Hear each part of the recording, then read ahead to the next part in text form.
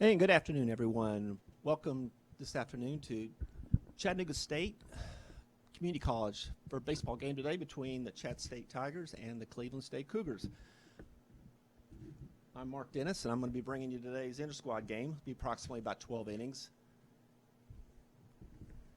Beautiful day today here at Chat State. Little cloud cover, but very bearable, and looking forward to a lot of baseball this afternoon. Got Cleveland State's lineup to start at least. Playing shortstop will be Courtney Payne, second base, Andrew Carpenter, and apologize if the names are, I mess up on the names, I'm looking at handwriting here. Third base, Johnny Hickman. Cleanup at catcher is Reese Plymouth. Lance Dockery's center fielder. Tanner Hall will be the DH to start. Caleb Hopkins at first base. Stokes Needham in right field, Ryan Wilson, and Chase Dubett in left field. On the mound today to start for the Tigers, it's going to be Ronnie Piedmeyer. He's a sophomore. And we're going to get things started here just here in about a minute.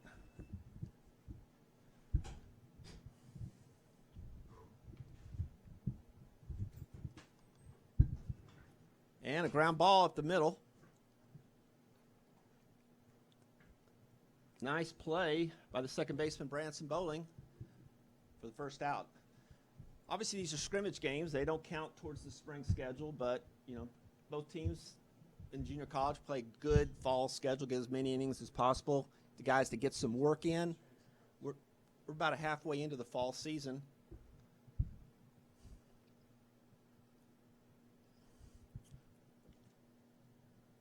Next batter is Andrew Carpenter, second baseman.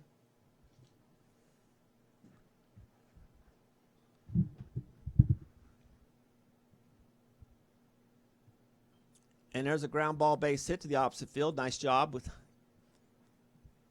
hitting where the ball's pitched. For a single here, it brings up Johnny Hickman, the third baseman. Piedmeyer's a sophomore, as I mentioned. He's from Woodstock. Pitched a good amount of innings last year for the Tigers, especially in the tournament. And definitely counted on, hopefully, to have a strong second season here. Has a real good, healthy fastball. Pitching here to Johnny Hickman. Ball up.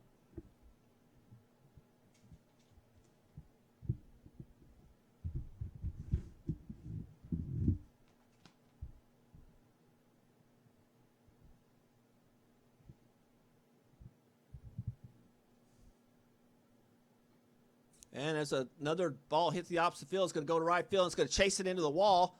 That's definitely going to score a run there. And it's probably going to turn into a triple here. Tigers get the ball in the infield. Good strong throw in for third base. And he's up with a sliding triple. Good job by the Cougars so far, taking that pitch to the opposite field, which you want to do.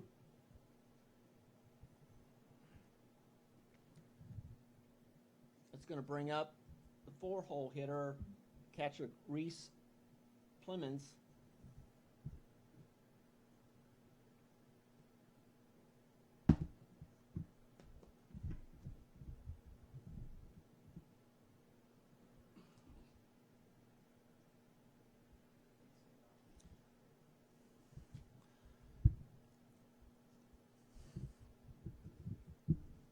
Piedmeyer's doing a good job, just, want to fill the plate up, throw strikes, put the ball in play. You're working on pitches in the fall. Curveball up. You're working on pitches, and you're working to develop throughout the fall. So it's not necessarily, we're not looking at wins and losses as much as trying to get some things done. Each player trying to develop more and more in the fall. Piedmeyer throws one in the dirt. Good stop by Parker Piskus, the catcher.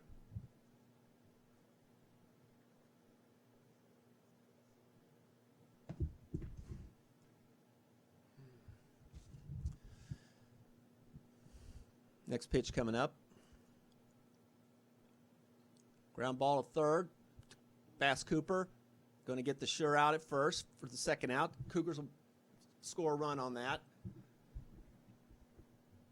They'll bring up Lance Dockery, the center fielder. I believe Lance is a sophomore. I remember him from last year. He's a returnee.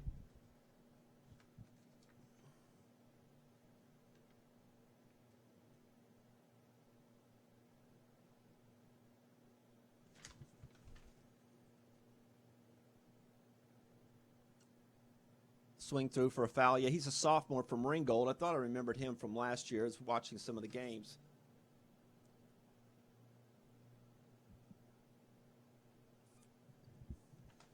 Cleveland State head coach Mike Policastro. Been here for quite a few years.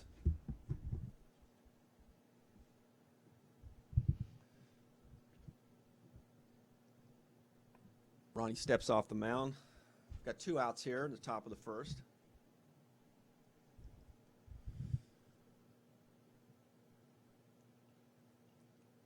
Next pitch by P. Myers, grounded foul on the third base dugout. 0-2, I believe, is the count.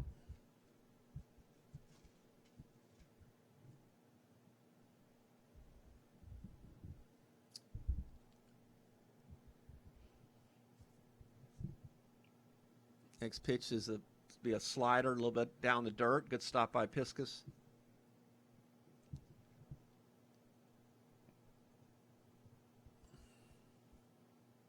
One and two here with 2 outs.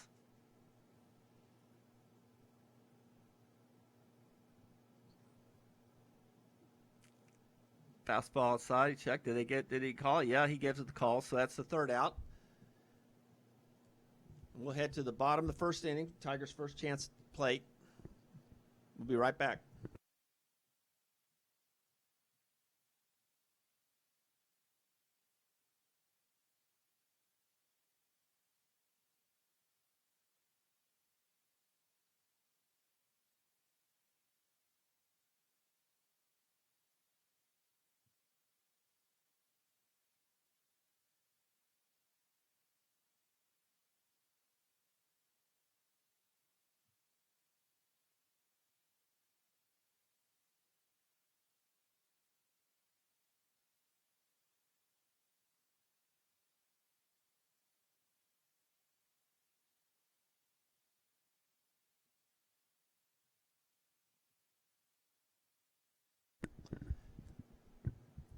And we're back here, Chat State, coming up for their half of the bottom of the first inning.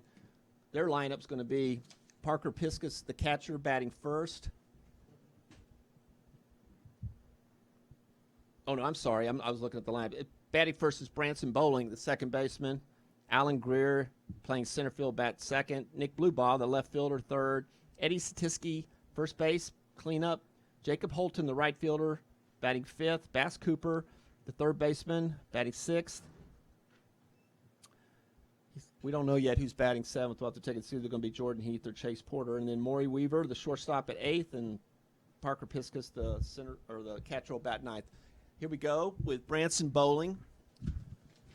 Branson is a sophomore returner from last year's team. Played right field most of the season last year, and I think he's a natural infielder, Coach Dennis said anyways, but he filled a spot for us last year because we were already full with at second base, so he did a really good job in right field, and but he's back, I think, to his natural position here for his sophomore year. That's a ball high by the pitcher, Caleb Ott, I believe is his name. A little off-speed pitch that Branson swings through. Caleb Ott, I think, is going to pitch the first couple innings. Or Caleb Orr, I'm sorry. Handwriting's a little sketchy. Caleb Orr. Branson rolls over a curveball, first base for an unassisted out, 1 out. Now, Caleb Orr is a freshman left-hander from Sevierville, Tennessee. And this will bring up Alan Greer, the center fielder. Alan is a freshman from Atlanta.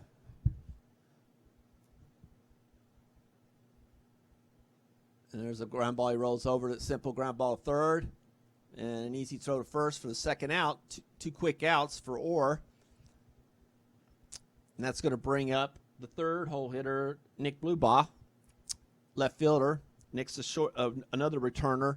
Played left field last year for the Tigers. Did a really good job.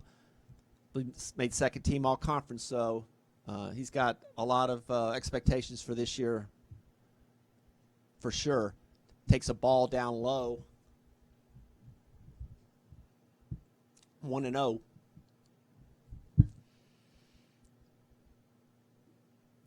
Fastball inside. It looks like, or the short, what I've seen, just move the ball around the plate. It doesn't look like to be a high velocity. Kind of just tries to get you off speed and get you out in front. He's done a good job of it so far. Throws an off-speed pitch that Blubaugh lifts out to center field for a nice easy out to center, and there you go, 1-2-3. So we'll move to the top of the second.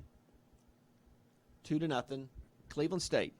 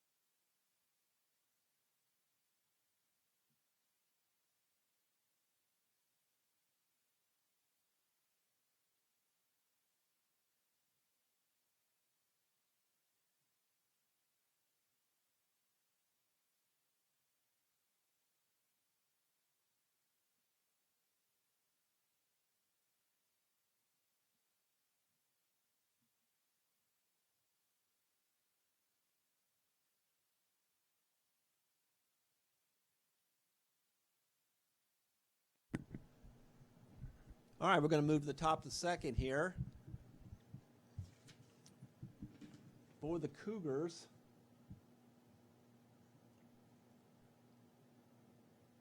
I believe this is going to be the DH, Tanner Hill. Ronnie Piedmeier's back out here, I think, this is his second. I don't know how many innings the plan. Probably depends on the pitch count. But lost the grip on that. And flied that out. That's a ball, 1-0. I imagine mostly depends on they're working off pitch counts, but that was a fairly efficient low pitch inning for him the last inning. So I'm sure Coach Dennis would like to see him maybe get 3 innings if he could. Fastball that fouled off straight back. Scrimmage or a regular game, when these two teams get together, it's always very very exciting. I mean, they're separated by about 30 miles up the road. It's big brother, little brother type mentality for years, and they're always good games regardless. Fly ball to center, very easy. Alan Greer's getting under it, and he'll have it for the first out. So we'll move to the next batter. Here's going to be number 27, Stokes Needham, the right fielder. These guys, I mean, when you're that close, and a lot of these guys, some of them have played against each other in high school, and, these games matter a little bit. There's no denying that they're going to be, there's a lot of want, and besides just trying to do well in fall. And there's a good drive to right, and that's going out of the park. That is going out of the park there for Stokes Needham, the right fielder, and that'll make it 3-0.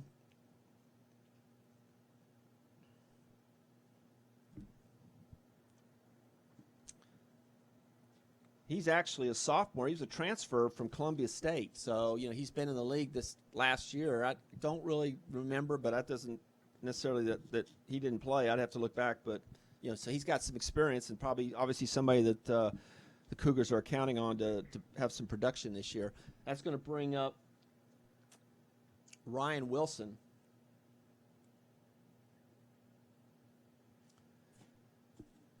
Ronnie's going to get back to work here, get back to throwing strikes, get ahead of the hitter, fastball up, ball 1.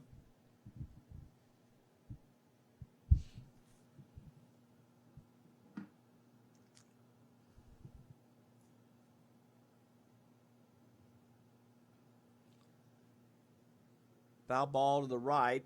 I don't think it's going to be playable. So it counts 1-1.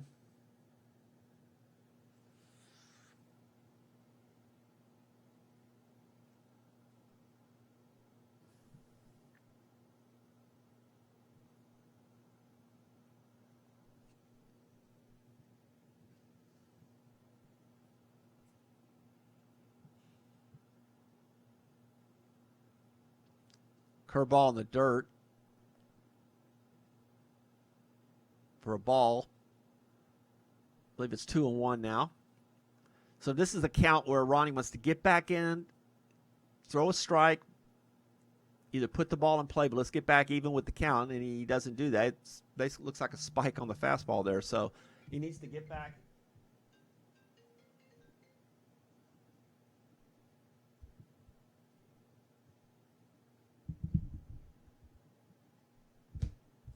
Three and one here with one out, top of the second. There you go. 3-1 count, gets a foul ball. Either force him to hit the ball, put the ball in the zone. Depend on your fielders behind you. I mean, walks or I'd rather see. I know we all would rather see the ball put in play and take our chances. We got some very talented players out in the field. Walks will kill you if you accumulate. 3-2 pitch. Nice pitch there. Looks like it was a slider or a curveball. Got him looking for a second out.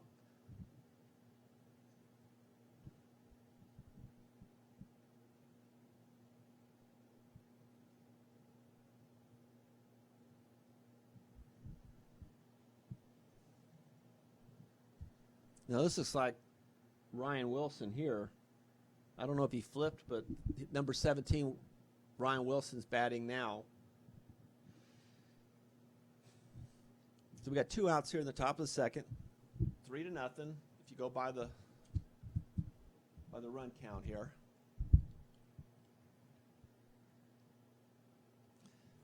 Fastball a little outside, 2-0.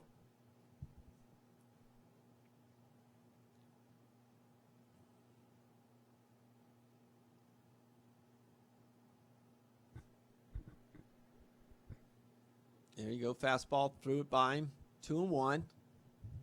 Still behind in the count now, so you want to try to get back even.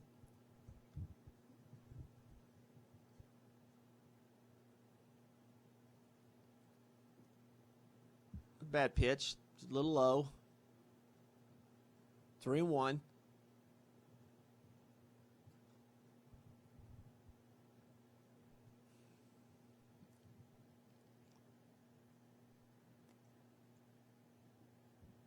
Fastball, knee high, called by strikes. You can tell that we don't have a regular ump. Where in these scrimmages, the home team supplies the ump behind the pitcher's mound. And the fastball runs in for a walk. So with two outs, we've got a runner on first. I believe now we're at the left fielder, Chase Dubit. Dubit is a out-of-stater. He's a freshman, comes in from St. John's, Florida. So he's getting his first taste, I have to imagine, of college baseball. Fastball right down the plate for a strike. As Ronnie gets ahead in the count, which is ultimately important. Now he can work the plate a little bit more. He gets ahead.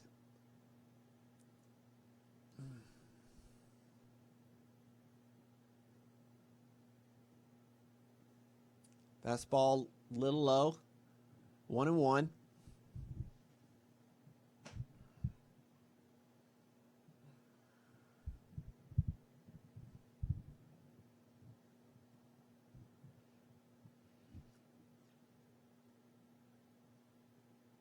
It's like a change up or something off fastball down low in the dirt.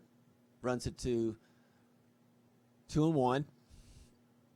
Hitter's count here, so it'd be a good time for some kind of an off speed. If you can get it somewhere, change up, something that you can get. And that's what I think he tried. It looked like he came back with a hard fastball, and he missed. So now he's 3-1.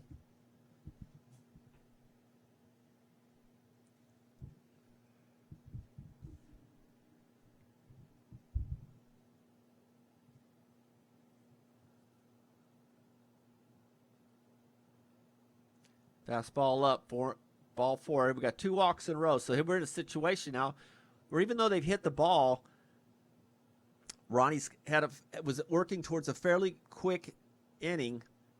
But this is where you got to guard from. You get a couple of walks, and all of a sudden you get deep in a pitch count, and before you know it, you've thrown a lot of pitches in an inning, which really, as it began, it wouldn't look that way. So this is where you got to step off. You got to catch your wind and get back into that mindset of getting the ball and getting ahead in strikes. We're all the staff's working towards that, and once again, he's down low. So you got to really. It's the whole thing about pitching at this level or any level is you got to get ahead. The key is to getting ahead, and then you're in command, and you can dictate how and what you want the batter or the hitter to hit. But when you get behind, you're playing defensive.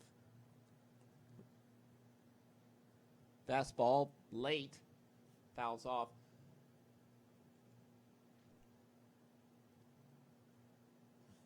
Ronnie's going to run it up there in the high 80s. I mean, he's got an excellent arm. He showed that last year.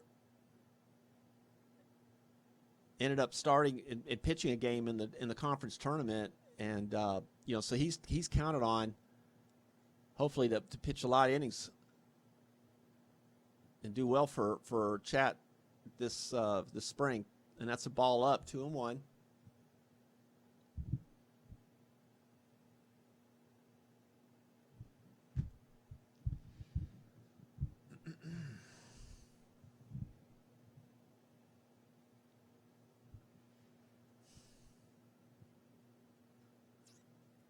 Fastball in on the hands.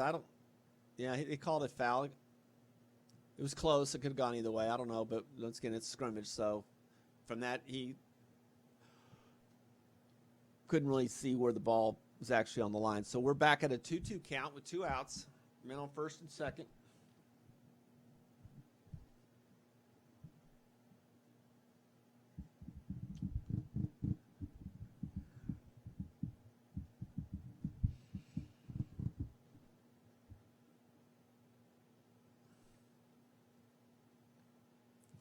And on the hands, let's see if Blue Boss got it, and he's out for the 3rd out. So good job by Ronnie getting out. 1 run given up though, so it's 3-0 through 1.5.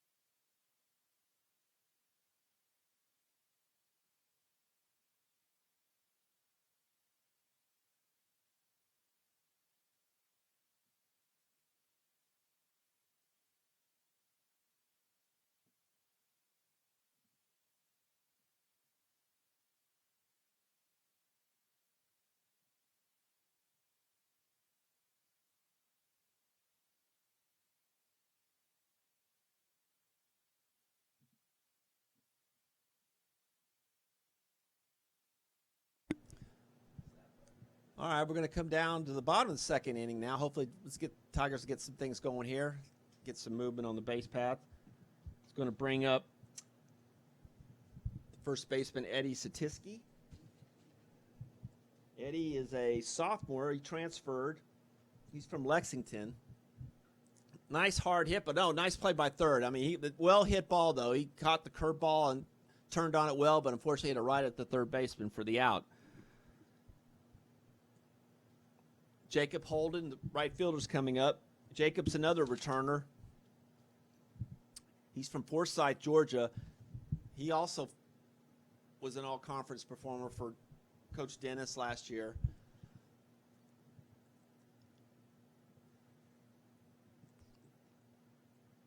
Takes the off-speed pitch for a strike.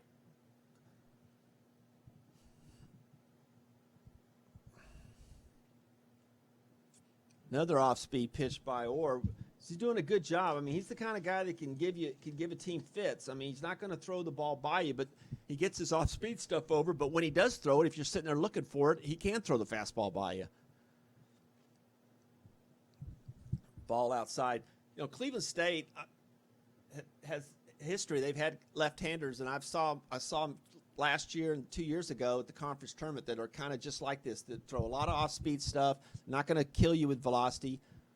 Ball low, 2-2. They're not going to kill you with velocity, but they're just going to work both sides of the plate, and they're just going to get you out in front. And then when they do throw that fastball, and even though it might only be 85, 84 below, it looks like it's a high-velocity fastball because you're sitting there concentrating on the curve. And there's a dink ball, but the shortstop's going to get back and make the play for the second out.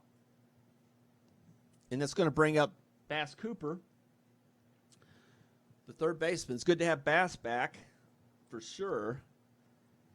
He's just getting back. I think it's almost like still his first week back. He's recovering from an automobile accident he had a few weeks ago. And Bass is another returner from Knoxville. He made all conference as well last year, so really did a great job at the bat. He's a switch hitter. Played third base all of last season. We picked him up at midterm, so this is his first time through in the fall program. Another off-speed pitch for a strike. I guess this is probably going to be his second. This is probably going to be his last inning because it looks like they got guys warming up. Another off-speed pitch low. I think it's 1-1. We're not getting any help from our ump out there, so I don't know. Up 2-1. Looks like it's 2-1. Off speed, another. I don't know if that was like a off fastball or what, but he swung through it. So it's 2-2 to Cooper. Pretty nice pitch, and looks like he got him for a call third. He cut it in on the inside part of the plate. Bass didn't really realize it was going to be a strike, and there we are. So we'll move to the top of the third. Looks like Piedmont's back for third inning. His pitch count isn't really high, so I'm sure Coach Dennis is going to try to get this last inning out of him. So we'll move to the top of the third. 3-0 Cougars.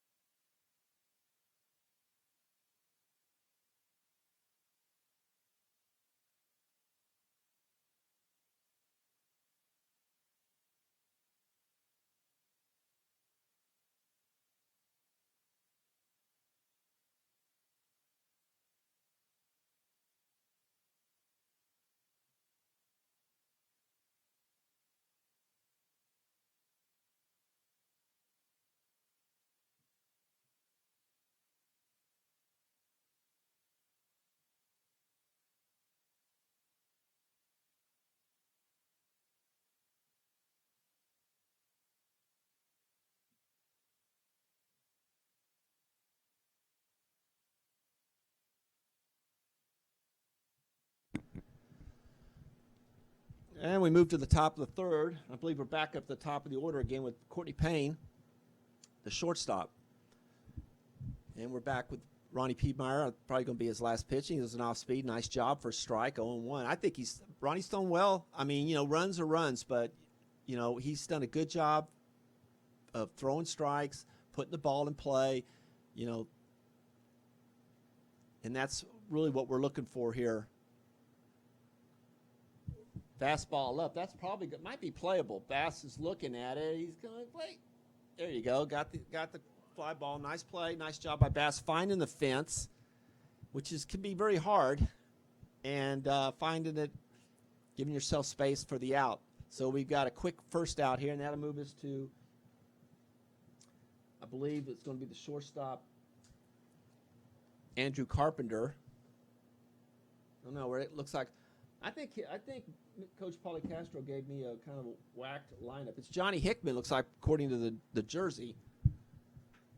So first pitch, nice off speed or cutter, but got a strike on the outside corner. So it's 0-1.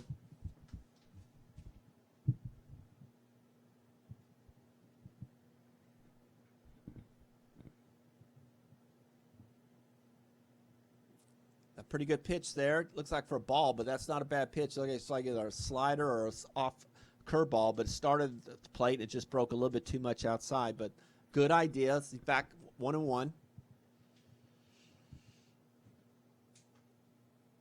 Fastball, he challenged him, fouled back. So he's up in the count, 1-2.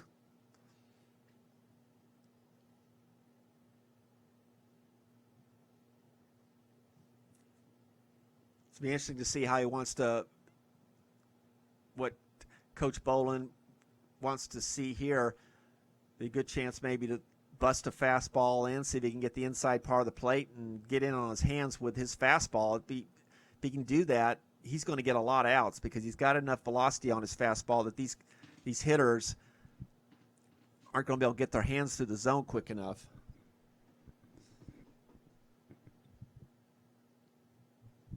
Or maybe a fastball up a little bit out of the zone, see if he chases it up high. And he went for the fastball, and then he did a good job of getting his hands out and hitting the right field for a base hit. Credit to the batter for getting the hands, throw the hands through the zone, get that front bat out, and drive it into right field. So now we've got the catcher, Reese Clemens, freshman from Greenback, Tennessee. Pretty good sized boy here.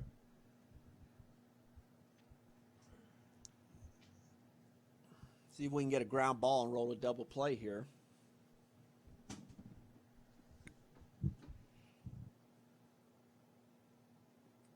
Nice off-speed pitch by Bronny. Strike one, 0-1.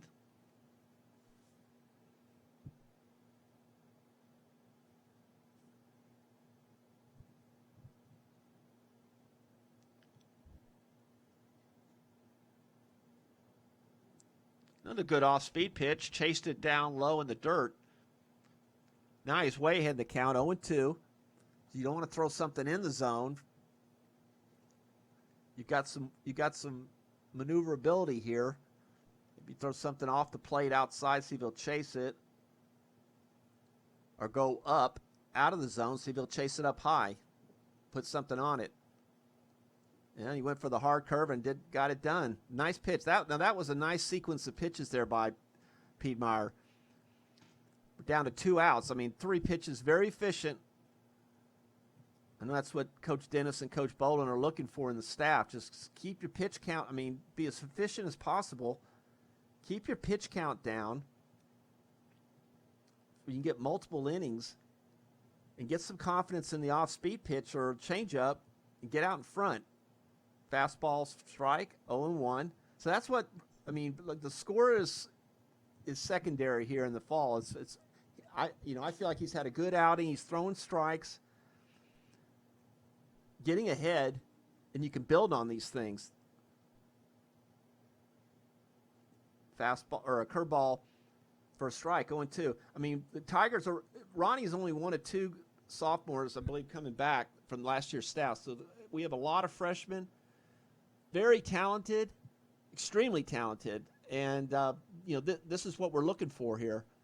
So he throws the off-speed pitch outside, and he kind of flings at it for a strike, foul ball. So he's 0-2. I mean that going into the fall, there was a lot of anticipation about the not only the staff but all the freshmen coming in. Really, really talented group. And he spikes a fastball, which enables the runner to go to second. So it's 1-2. So here we are in a situation where, once again, We're looking to get out of this inning. He's had a good, efficient inning. Let's see if he can make a pitch or get this guy to hit the ball to somebody to get an out. Get out of this inning. Don't sacrifice that run there off that wild pitch. So get mentally focused again, and let's see if we can get out of this inning. Weaver trying to keep him close. Nice pitch on the inside. Challenged him inside and got the out. So that's a nice inning by Ronnie. No runs scored. We'll move to the bottom of the third and see if the Tigers can get something going here.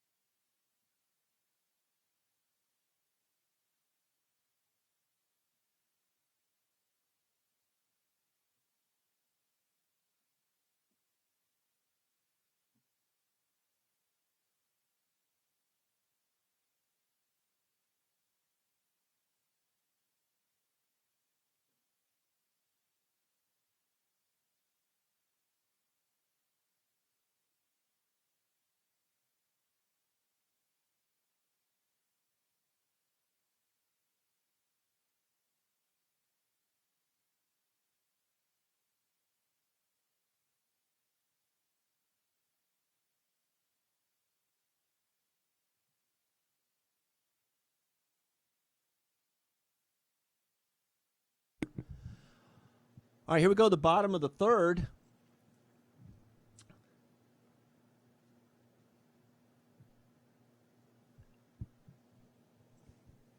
Jordan Heath's the batter. I believe Jordan's probably the DH here, I guess, to start out. Got a new pitcher here for a ball. A new pitcher, and I think it's, according to Coach Pauly Castro's, it's Bryce Jenkins. I don't have the number, but it looks like by his lineup it would be Bryce Jenkins is a freshman from Knoxville, from Hardin Valley High School. So a good velo on the ball to start. So we got a 1-1 count for Jordan. Fastball foul back. Good cut. 1-2. Jordan's a sophomore from Trenton, Georgia. He's a returner as well.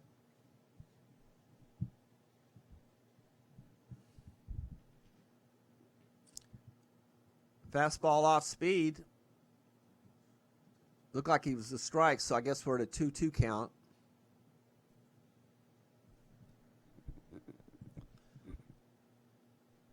Off-speed pitch in the dirt, fouls off. So far, I'm impressed with Cleveland State. We've seen two pitchers, but they throw strikes, look to challenge the hitter. Ooh, fastball up. Well, that's a pretty good velo on that one there. Got him off the plate for a full count.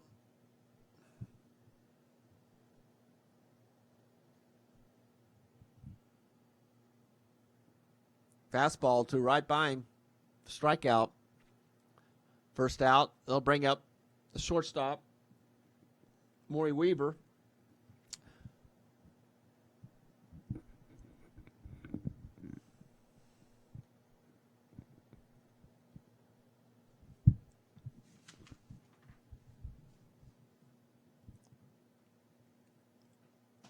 Fastball strike inside, 0-1. Weaver's a freshman from Peachtree City, Georgia. Shortstop, second baseman.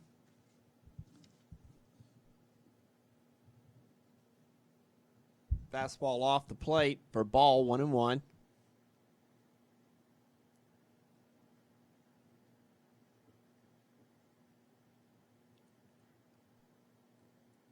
Curveball in the dirt for a ball, 2-1.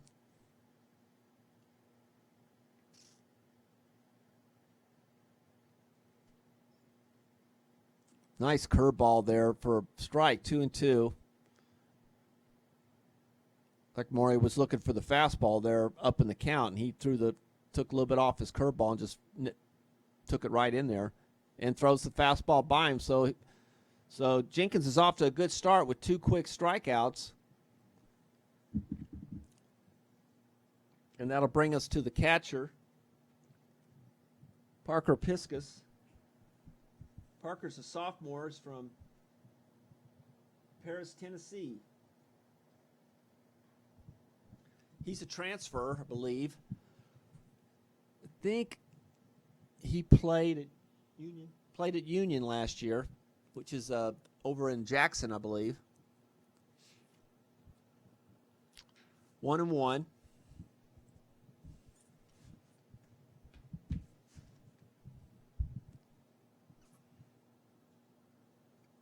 Fastball in, not too much in though. That was a good location there.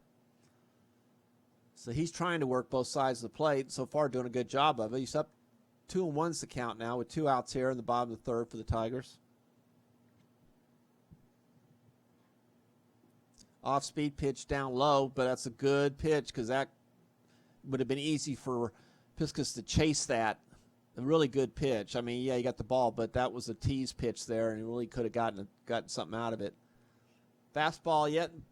Piskus takes it over to right field for a base hit. Nice job of hitting.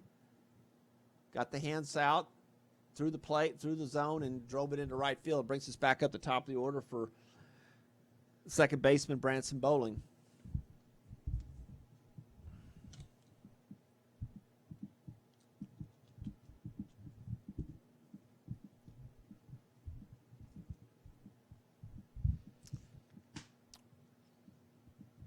Two outs here. Off-speed pitch, a little bit up, I believe, 1-0.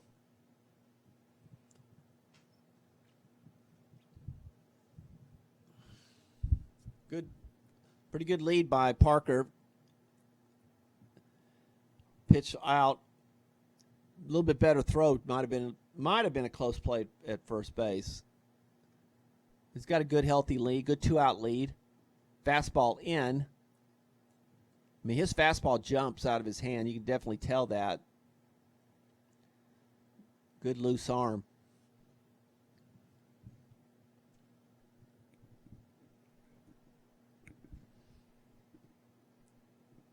Fastball in. Snap throw to first. Piskus is back safely, but it was a good throw by the catcher, so keeping him honest.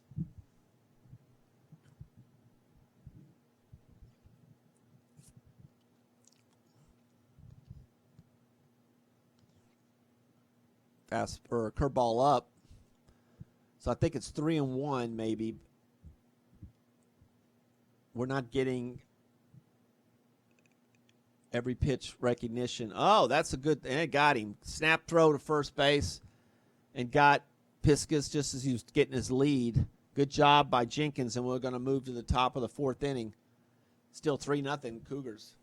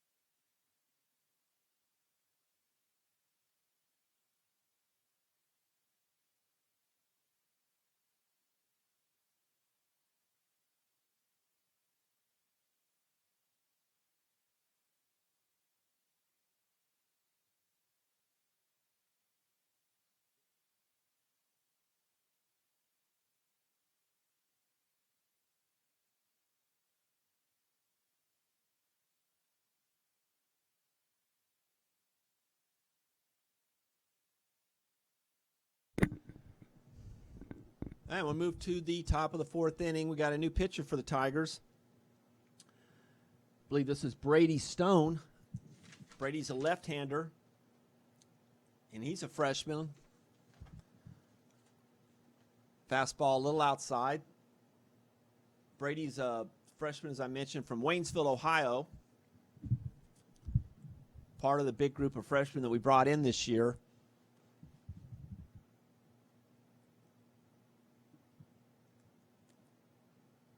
Fastball down in the dirt for a ball, 2-0. He's facing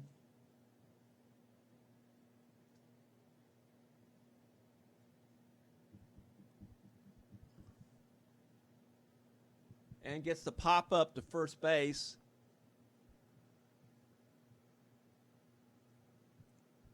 Siskis does a nice job. Satiski does a nice job and gets the out off the 2-0 count. So good job by Stone getting behind, but was able to throw the pitch he wanted and get that easy out there. Now we're going to be up to the first baseman, Caleb Hopkins. So Stone's up with a lefty on lefty. Nice base hit up the middle through the off-speed pitch. An off-speed pitch. So we've got a runner on first base. And that's going to bring up the right fielder, Stokes Needham, who hit a bleep. Oh. Stokes was the transfer. Last time up he hit a home run. I thought he hit it from the left side, but maybe he. Stone comes to the delivery. Nice off-speed curveball for a strike. 0-1.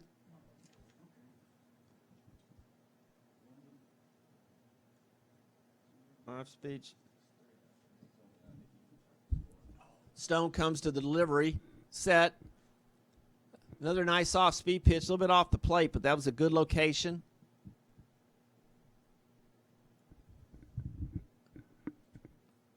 It's like Brady's not going to beat you with velo.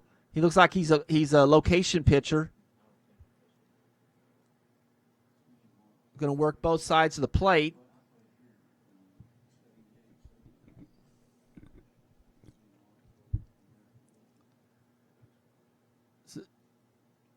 Fastball outside, and he turns over it for a foul. So he's doing a good job of working the outside part of the plate to the righties. So we'll try to roll one over here and get a ground ball on turn 2.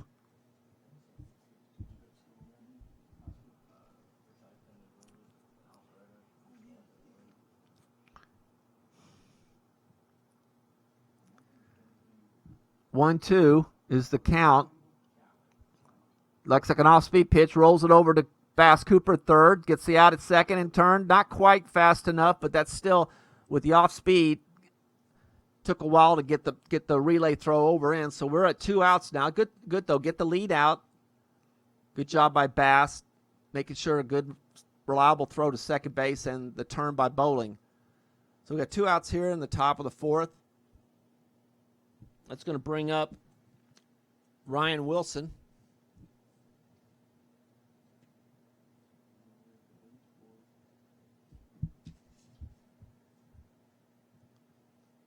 Ryan misses delayed steal, and he's going to get in. So he kind of caught Piskus a little bit delayed throwing. I don't know if he counted. It was just a good delayed steal with 2 outs. It's a gamble, but you'll see that a lot in this league and at this level too, especially if you've got speed. You see it a lot from the Tigers during the spring. Off-speed pitch is way outside. He missed with that. Kind of got late getting that arm through on the curveball.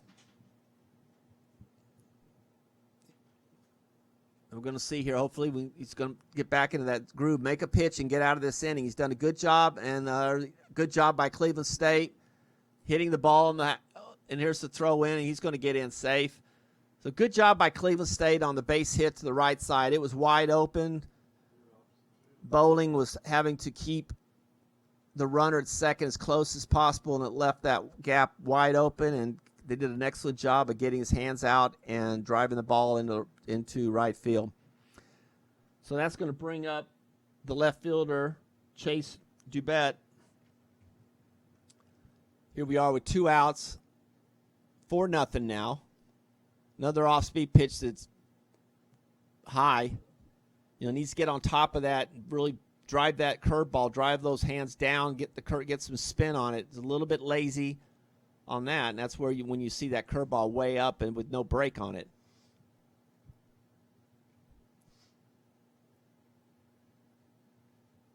Fastball down for a strike, good location, down low on the outside part of the plate.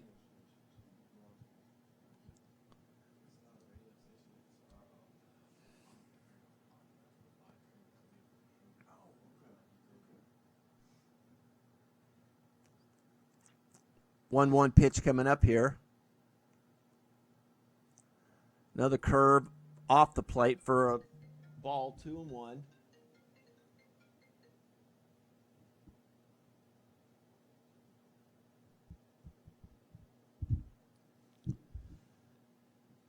Two-one count. Here's the pitch. Stone. Nice play by Greer. A hard hit ball to center field on a line, and Greer made a nice job of getting down that ball low. So that's the 3rd out. 1 run in for the Cougs. We'll move here to the bottom of the 4th. Game's moving fairly well here, so we're in the bottom of the 4th. 4-0 Cleveland State.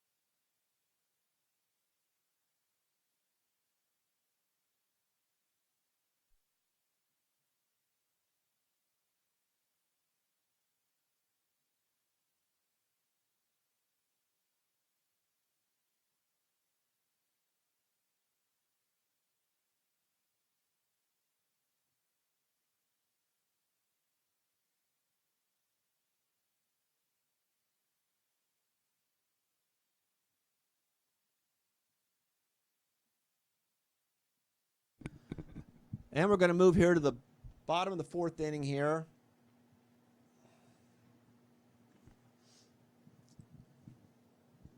Leading off is Branson Bowling, so we're back up to the top of the order again, and it looks like we've still got Mr. Jenkins out pitching. And there's a nice drive to left field. Oh, cut off really nice, but it's going to be a solid single for Bowling. Bowling to lead us off here in the bottom of the 4th.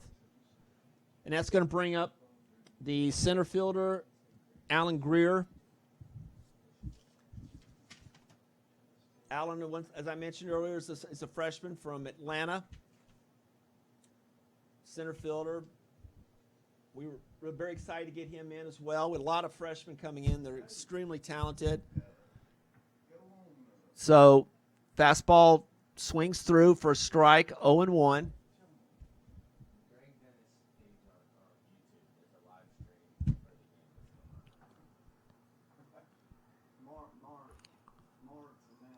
And here we go here. Next pitch. Nice curveball. Jenkins has got a really nice off-speed pitch, and he's just as similar as the first pitcher. It really makes you have to worry about a secondary pitch, and then you got the fastball that he does have a decent amount of velo on. So I think we're at a 1-1 count. And a fastball driven to right field. Nice job by Greer. We're doing things that Cleveland State's been doing the last 4 innings, and we've got runners on first and second here with nobody out, and that's going to bring us to the left fielder Nick Bluebaugh. So it'll be interesting to see what Coach Dennis does here. Normally we're always aggressive on the base pass here at Chat State, and I know he's going to experiment, wants to see certain situations and see what kids how they react and all that. So Nice bunt by Blue Ball, and that's going to be a base hit. He's not going to feel that. With Blue Ball's speed, he's going to get up the line really quick. So we're back at bases loaded with nobody out. So we're going to get an opportunity here and see what Mr. Eddie Statisky can do. Eddie's a first baseman, and as I mentioned, is a transfer.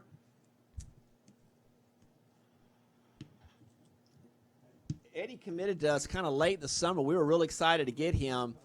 Actually, was playing on a summer team coached by a former assistant coach of here, Nick Chambers, and Nick contacted Coach Dennis and said, "Hey, I've got a guy down here that you really should look at. We'd love to get him down here." And Nick did a great job of on-site recruiting and getting Eddie in here, and it's turned out to be a really, really nice pickup for us. It's strong first base, and actually has got some experience on the mound from what I'm told too. But he really looks good at first base, and fills a good need there. That going one's the count. Nice off-speed pitch again by Jenkins. Gets ahead in the count 0-2. Now we're going to see Eddie's job, obviously, is to put the ball in play, preferably in the outfield.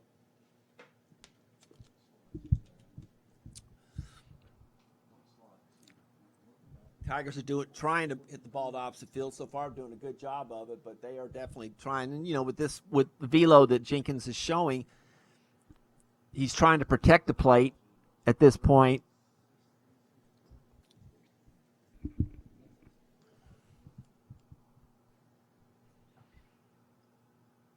Nice job. Oh, and a little bumble there by the first baseman. Good job by Eddie, just getting the ball in play. Try to go with it. Try to hit it. If it had just been a little bit more to the left, it would have been a clean single into right field. But he did a good job. So we're moving bases around, moving runners around on a carousel, and that's what you want to get done.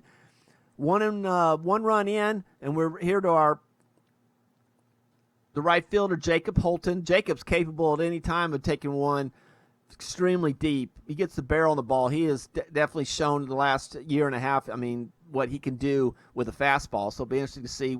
He's obviously looking for the fastball, but fastball outside, up and away, 1-0. So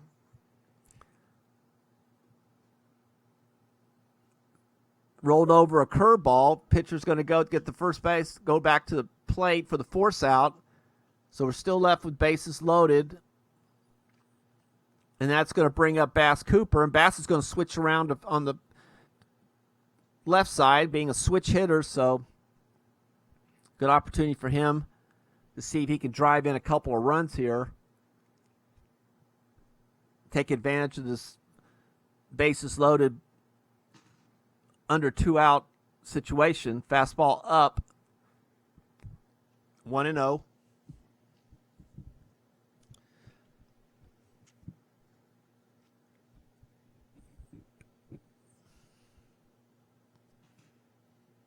Nice pitch, nice cut by Bass. He was just under it. Foul ball straight back. That tells you that when you're a pitcher and you get a foul ball right back behind the screen off home, it tells you that hitter was on that pitch, just under the ball. If he could have just gotten a little bit more on top, would have driven it. Nice curveball, 1-2. So there's a good chance for Bass. Possibly drive the ball between short and third. Got a little bit of area over there. If he gets that off-speed pitch, he can just... And he gets the off-speed pitch, but he wipes out for the out. So we got 2 outs here. And that's going to bring up Jordan Heath, the designated hitter. Another lefty, so we're running lefties up there. I'd like to get something here, maybe a big 2-out hit, get another run in.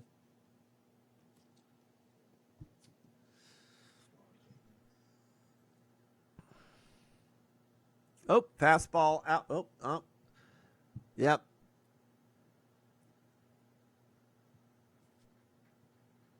And they get Holton coming back to first for the out. Kind of an unlucky play. The ball hit the screen but hit the concrete low, came back to the catcher much quicker, And obviously we weren't able to get the runner in from third, but Holton wasn't able to get back to first fast enough for the catcher to get to first. So anyway, we got one run out of that, and we'll move to the top of the fifth. 4-1 Cougars.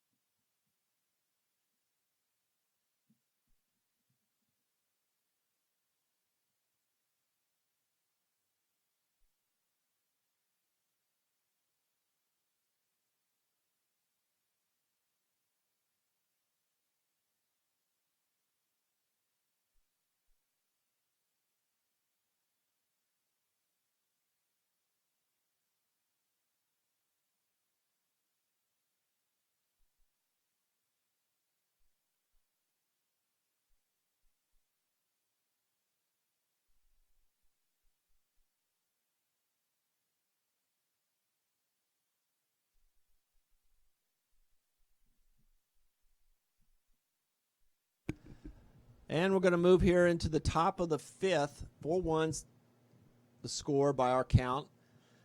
Brady Stone back out for his second inning. Runs a fastball in on the hands, does a good job. They just way out in front, hit it down the left field line in the foul area.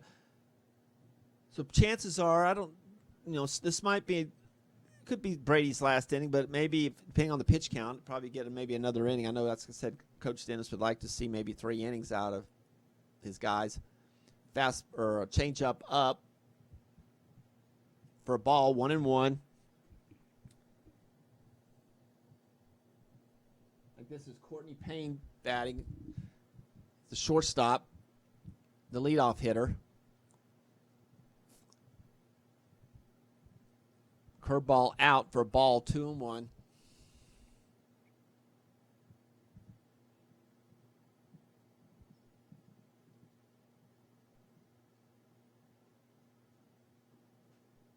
Fastball, the outside part for a strike. That was a really good pitch, 2-2. Got to work that. Brady's parent works really hard on the outside part of the plate, on the black area, and a little bit off. 2-2. Off-speed pitch that Courtney swings through for an out, first out. That's going to bring up Andrew Carpenter. Andrew Carpenter, the second baseman. Carpenter's a sophomore from Morristown East High School, up in northeast Tennessee area. So, Brady's first pitch is a ball.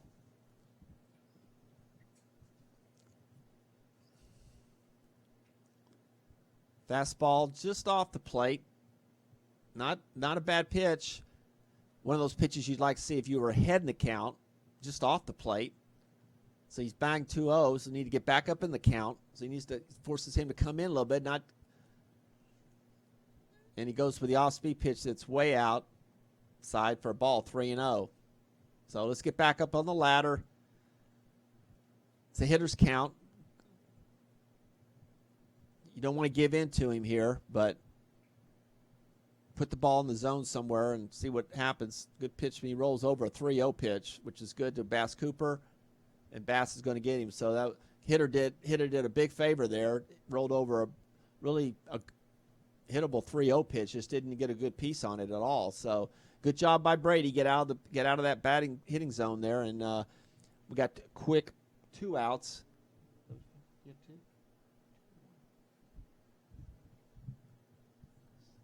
It's going to bring up Johnny Hickman, the third baseman. So Stone's had a good quick inning so far. Once again, the curveball really hasn't been there so far for Brady. Kind of lost it. Arm's been a little bit slow getting through there, so that's why he's having a little bit of difficulty getting the curveball through. Fastball's up for ball 2-0.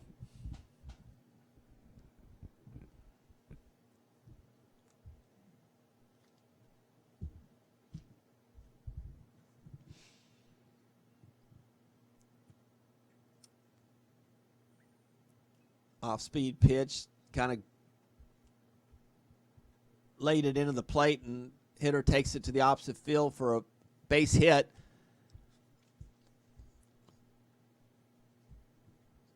So we got a runner on first base, and it's going to bring up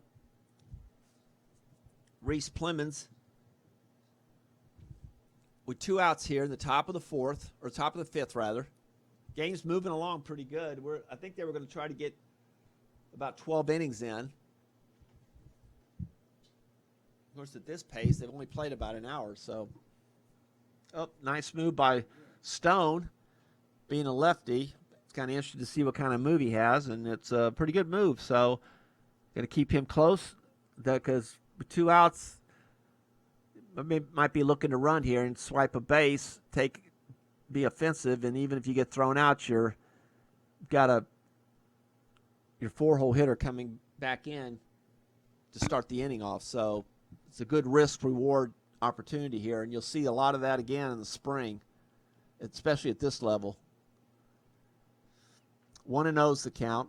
Good, healthy lead. This is a good one. Yeah, snap throw, and I don't know, that's good. That was a good snap throw, and we didn't get any help from the home team there. I don't know. It was close. That was close. But that was a good snap throw. So this is where a lefty, you're looking right at him, so you can do a variety of things. Snap off, snap throws, quick move to home. The key is to keep them off balance where he doesn't really know your sequence and your spacing of when the time you come to set to when you're throwing. Being a left-hander, I learned that a lot really early, especially when I got to college. It's ball. So Brady's getting behind in the count, so it's important to get back in that strike zone, get ahead. So he's hopefully trying to get a quick inning here.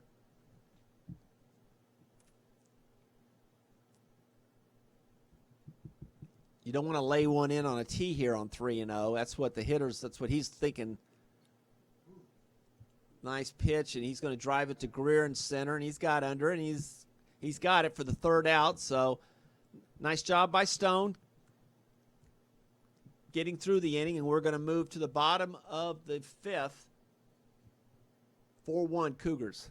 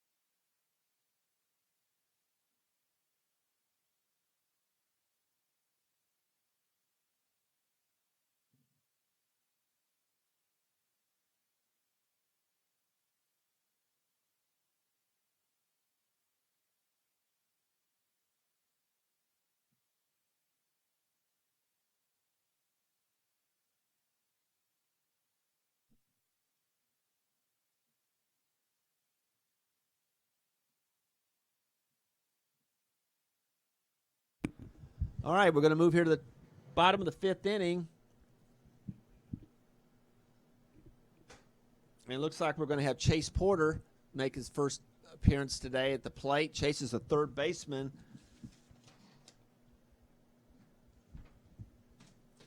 He is from Georgia. The Georgia, I'll tell you in a minute. Fastball on the outside corner for a strike.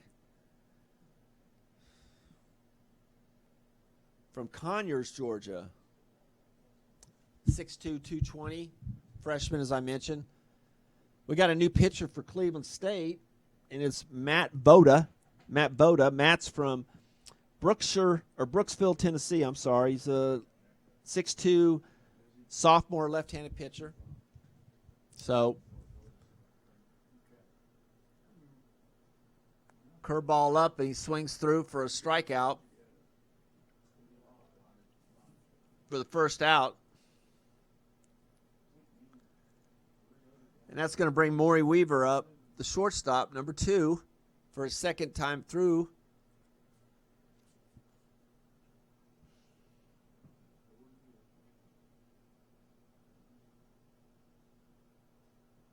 Voda spikes it into the dirt. Fastball in the dirt for a ball, 1-0.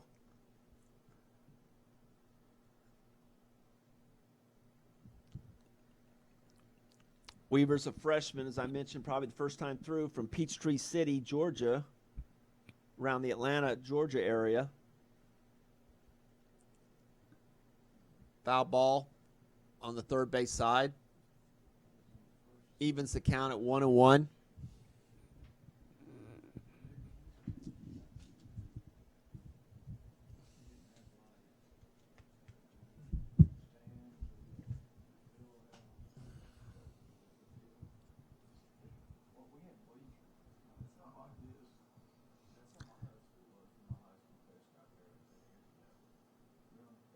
Fastball just a little bit off the plate on the outside for a ball, 2-1.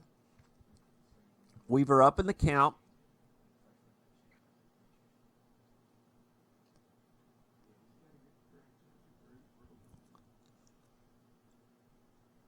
Curveball up out of the zone for a ball, 3-1. So this is where it's good hitters count, which Weavers you want to shorten your zone, that what you want to swing at. Dictate what you want to swing. You're ahead in the count now, so you don't want to swing something out. And he takes a pitch a little bit up in the air too much to center. Enough space for the center fielder to get under it for the out. 2 outs. And that's going to bring Parker Piscos up, the catcher, rather. We got 2 outs here in the bottom of the 5th. Fastball down low that Parker swings through for a strike, 0-1.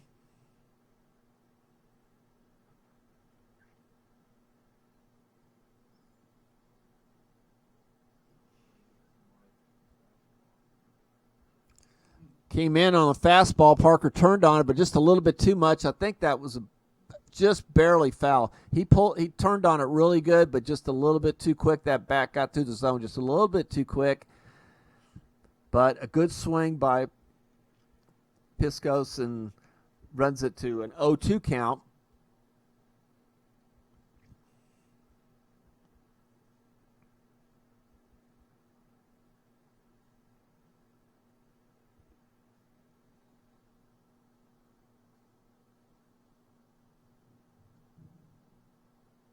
Nice 0-2 pitch by Voda. Went sweeping curveball, went in and for a ball, but that's a good 0-2 pitch.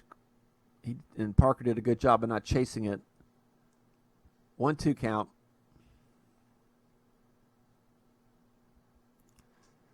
Tried to backdoor curve on the outside and missed outside, so it evens the count at 2-2.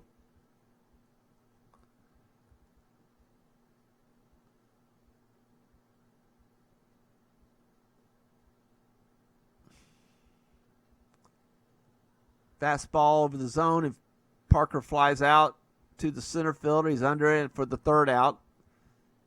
So we'll move through 5 now. We'll go to the top of the 6. We'll tell you about the new pitcher coming in for the Tigers shortly. 4-1 Cougs.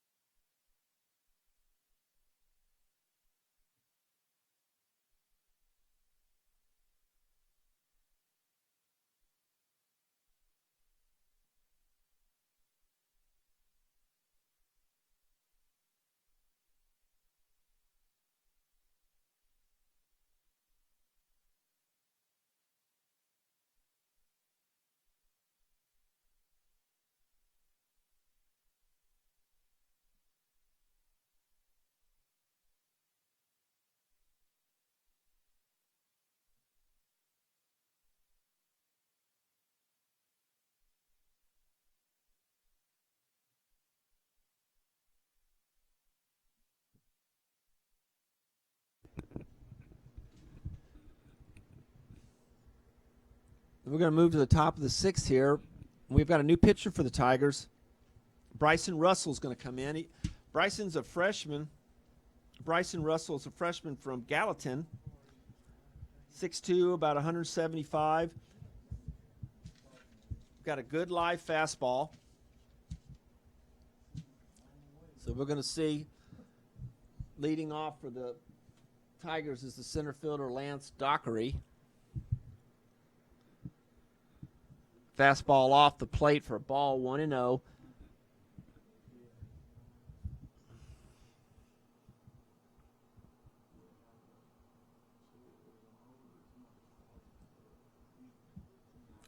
Fastball up, 2-0.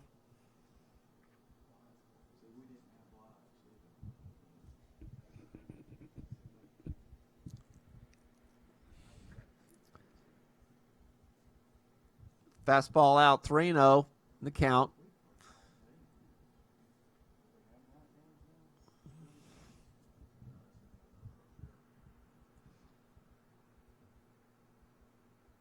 And that's a ball 4. So 4 quick pitches, gets a walk.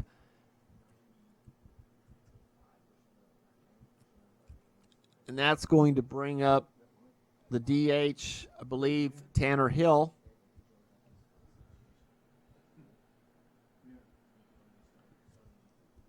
Hill's a freshman from this area over in Ridgeland High School in Chickamauga, Georgia, just on the bottom of the mountain.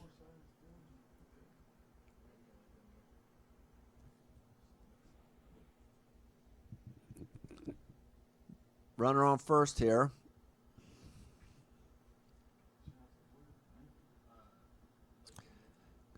Fastballs for a strike, 0-1.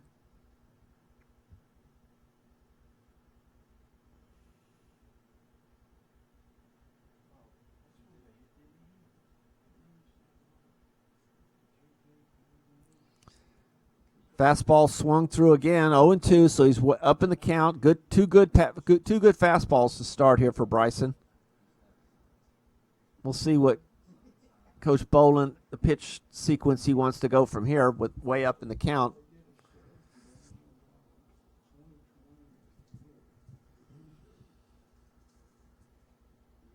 Fastball out of the zone, not really in the hittable pitch, so he's up 1-2 in the count.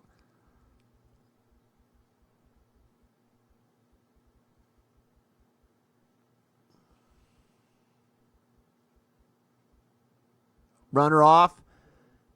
Fly ball medium deep to center field to Greer. He's got the catch, and he'll get it into second base with the runner back to first base. So we got 1 out. Fairly good swing at Russell's fastball, but Russell's got good velo on his fastball, and he just wasn't able to get through the zone, the batting zone, quick enough to pull it. But he did get a fairly good piece of it, and that's going to bring up, I believe, Caleb Hopkins now.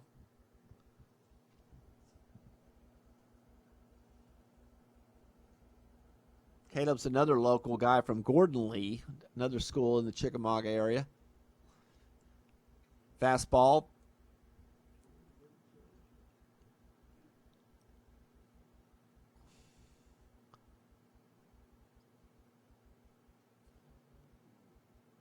Strike.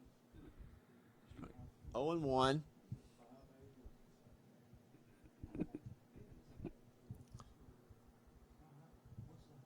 Oh and 1's the count.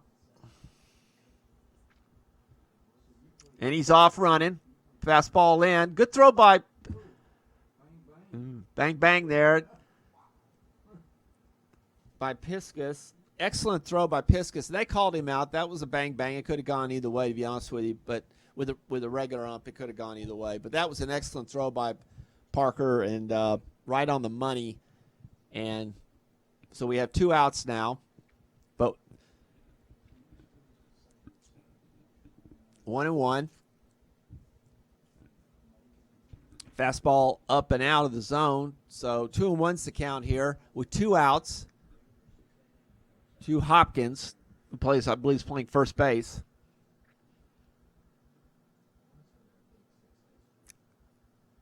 Strike 2, swung through it. So we're even at 2-2 with 2 outs here. Be nice to see Bryson come in here and challenge him with that good hard fastball and see if we can get a quick inning here.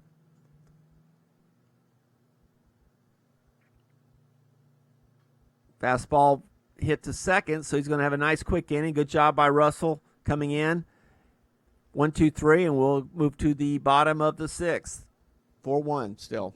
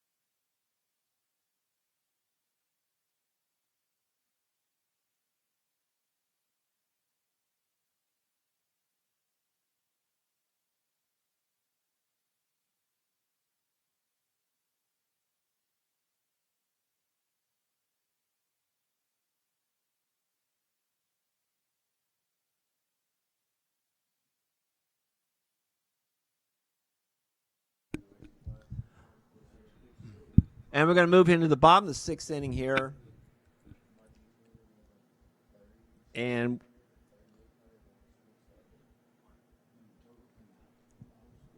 back up the top of the order with Branson Bowling, the second baseman. I think Branson had a base hit the last time up to left center. And looks like Voda's still out for his second inning. Curveball in the dirt for a ball, 1-0. Lefty on lefty here, so this is where you just want to try to read the pitcher. Another ball spiked in the dirt for 2-0 count, so Branson's way up in the count now. And being the leadoff hitter, his job is obviously to get on base, but don't necessarily make it a quick at bat. Work the count as much as you can. Swings through a fastball that looks like he kind of pulled out of. So it's 2-1 rather.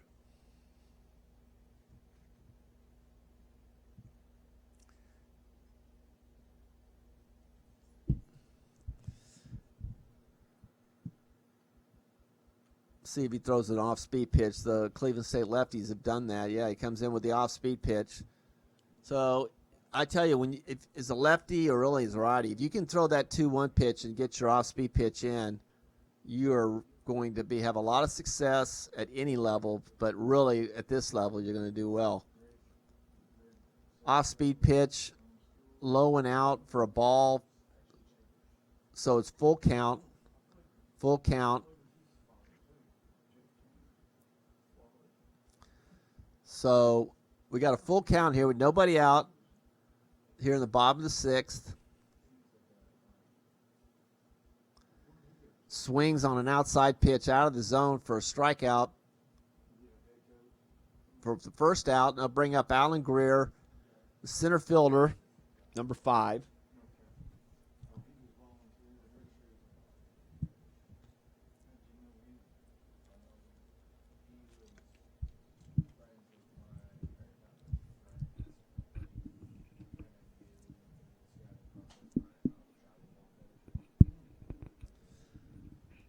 Voda comes in with a strike on the outside corner on the fastball. Gets ahead in the count. Be good to see Allen put the ball on the ground somewhere and utilize his speed. Fastball just off the plate. Good try by Voda for a ball, 1-1. That was a good try there, just off the black. With a regular umpire, you know, especially at this level, in this conference, I could have seen that as a strike easily. And he got lazy with either a curveball or a changeup, but it was way outside. So Allen's up in the count, 2-1.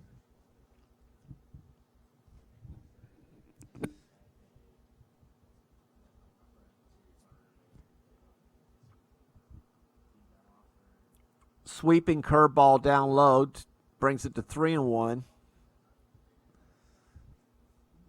One of those 10-4 curveballs from the left side.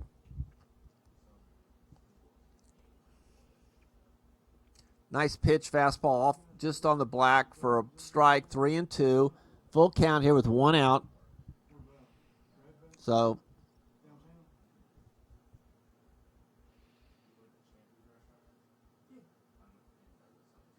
fastball gets it on his hands, but Greer does a nice job of turning on it, and he's going to get a base hit out of this. He's going to make a good, healthy turn and get back for a single here with 1 out.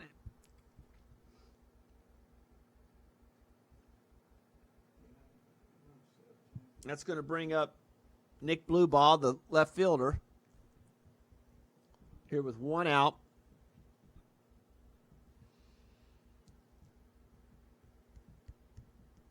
Would imagine we'll see some movement here with Greer on first. It'll be interesting to see how the lefty holds him on and how Allen handles the lefty on the side here. You got to read his motion. Pitches up and in for a ball, 1-0. You're focusing on the front leg if he's going to break that plane between, and he comes in there with that little quick throw to first.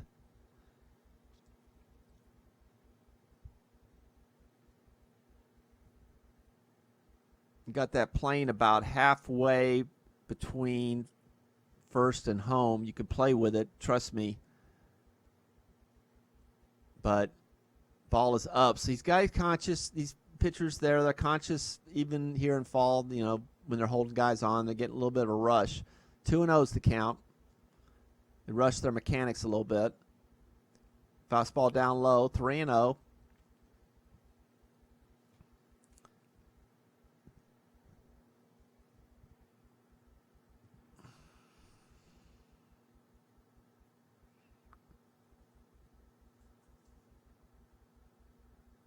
Good pitch by Voda for a strike, 3-1. I'd imagine we might see some movement here. 3-1. Good hit and run pitch here. And he's off with the pickoff, but he got a good jump, but not quite quick enough. And he's thrown out at second. I don't know if he was going off first movement or he just thought he was going home, but Voda had a quick move, went fairly quick to first, and Allen still didn't have enough of a jump that he was going to be able to beat that. So we're out with 2 outs here with still with a 3-1 count to blue ball. Fastball in for the walk. Now to bring up Eddie Satisky, the first baseman. See if we can get something going with 2 outs. Got speed on first base, and Coach Dennis will run with 2 outs all the time. So we'll see. Would be surprised to see Nick on the move here, even as quick as now. Look like a cutter. Fastball in for a strike, 0-1.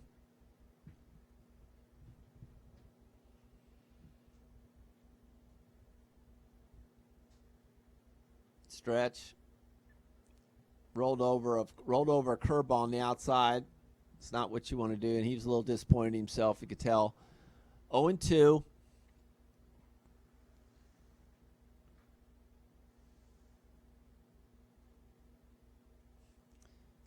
Need to be patient with that pitch. Let it come in and drive it to right field or through the right side infield and get on top of it. So curveball outside for a ball, 1-2.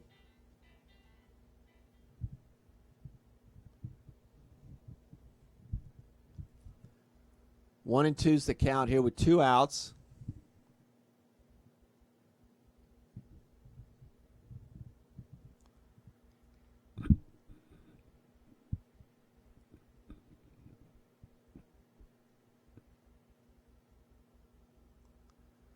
Oh, mishandled pitch by the catcher will give blue ball an easy path to second. So we got a runner on second base with the 2-2 count here with 2 outs.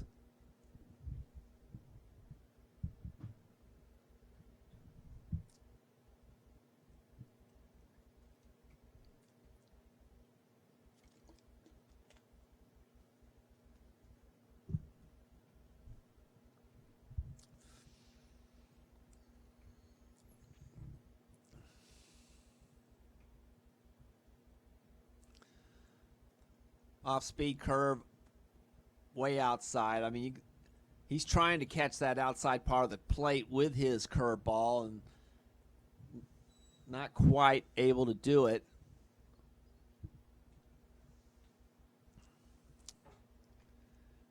Full count here with 2 outs.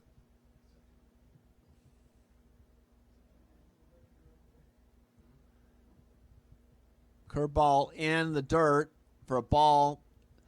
Gives blue ball a chance to run to third. So we got men on first and third here now with Jacob Holton up, another lefty. So we got a lot of lefty battles going on here so far today. Cleveland State's run out 2 lefties, and we're a lefty.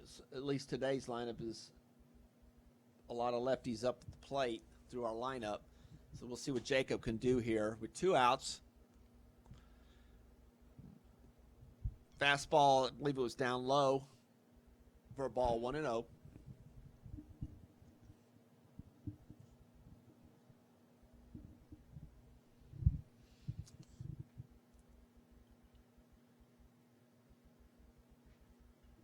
And he rolled over a fastball. I don't think it's going to get through. Yeah, second base is going to handle it, kind of flip throw, and going to retire the Tigers here in the bottom of the 6th. So we'll move on in the top of the 7th, and score still stays 4-1.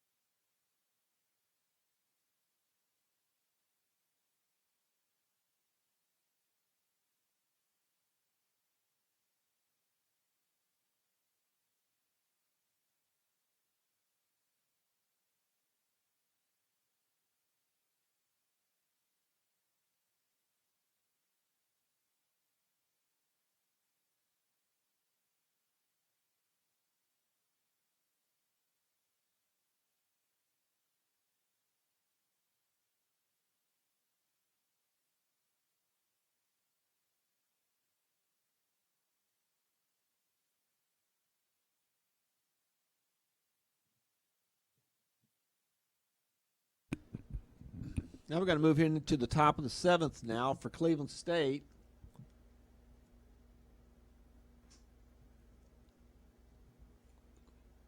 Like number 2, Courtney Payne, or at least according to the jersey.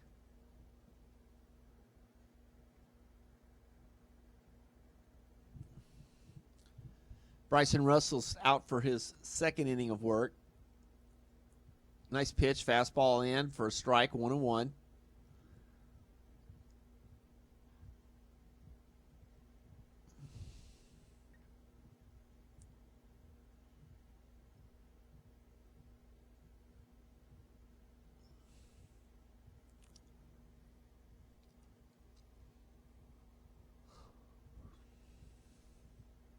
One delivery. Looked like a changeup, a nice changeup because he was a little bit out in front on that pitch, so he took a little bit off that fastball. Good job. He's up 1-2.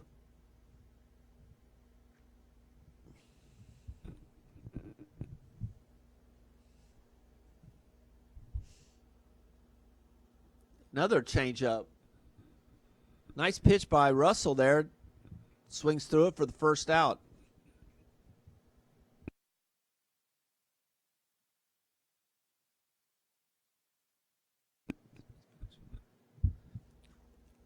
And that'll bring up the second baseman, number 6, Andrew Carpenter.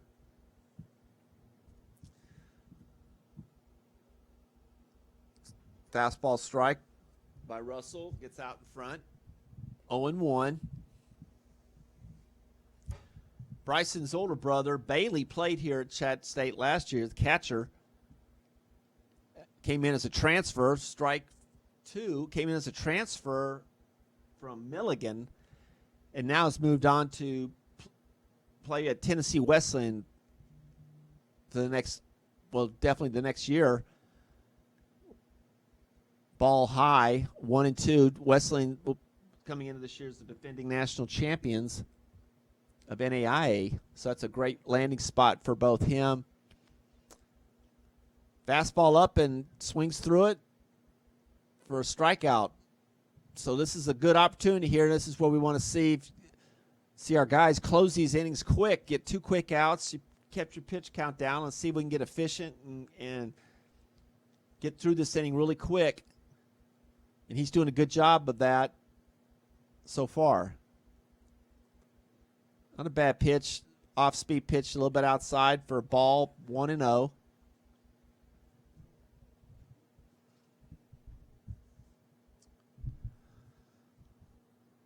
Fastball up, 2-0, so you got to get back into the count.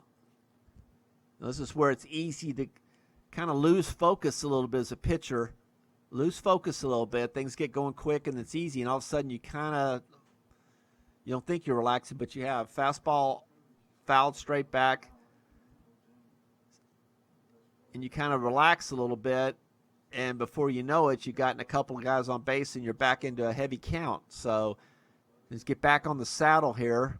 2-1 count. It's a hitter's count pitch, but he's shown he's got a good changeup today, the last batter. So let's see if he comes in with a changeup, see if he gets him off. He did. He tried to do that, and he got a good pop-up to right field. And that's an excellent job by Russell there. 1-2-3, showed some changeup off speed, and along with that fastball, it's going to get the hitters out in front. So excellent job by Bryson there. I know the coaches are happy about that. And we'll move here to the bottom of the 7th. Still 4-1, Cleveland State.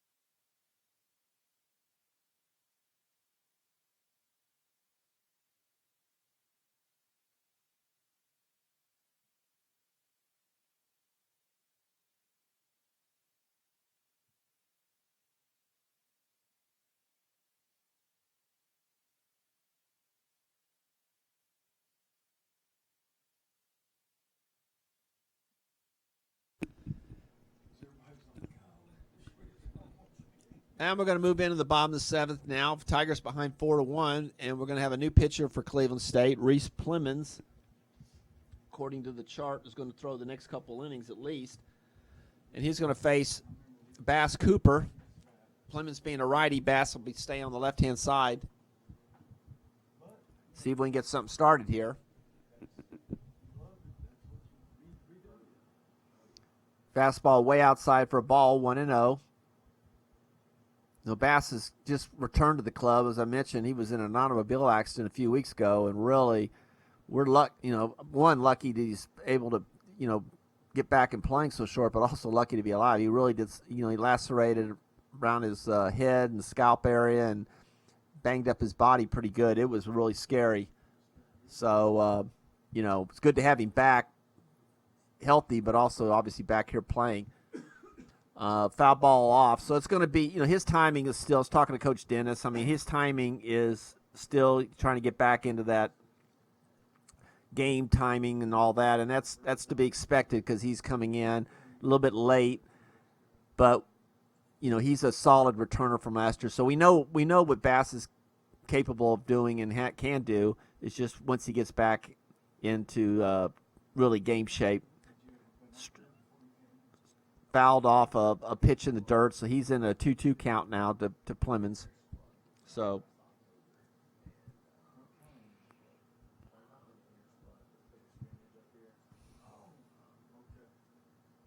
nice curveball by Plemons, gets him looking there. Bass froze on an off-speed pitch there for the first out. That's going to bring up Jordan Heath, staying as the DH.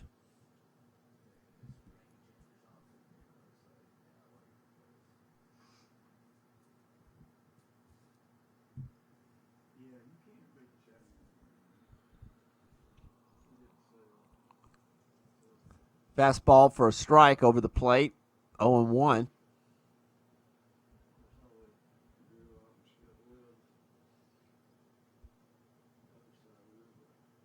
Fastball inside for a strike, 0-2. He tried to show a bunt, pulled out, and Hickson took the strike, so he's down the count, 0-2 with one out. Plemons tries to get an off-speed pitch, but ball kind of jumped out of his hands and out of the zone, so it's 1-2 here with one out. Bottom of the seventh inning here in this scrimmage. Spikes a fastball in front of the plate, so we're back up to a 2-2 count. It's one of those counts where if Jordan can want to hit it where it's pitched, if it's on the outside, drive it to left center field. And he gets in on his hands, and second baseman's able to keep it in front of him, get it to first base in time for the second out. Good job by the second baseman there, taking a kind of a knuckleball, was hit in front of him and keeping him in front and getting it out. So it'll bring us back up here to number 2, Maury Weaver, the shortstop.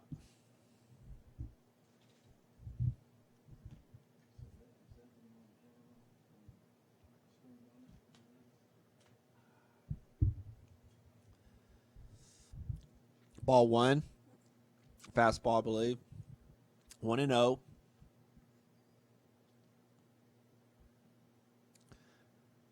Fastball a little bit in, up and in, kind of close, but ball 2, 2-0. Here with 2 outs.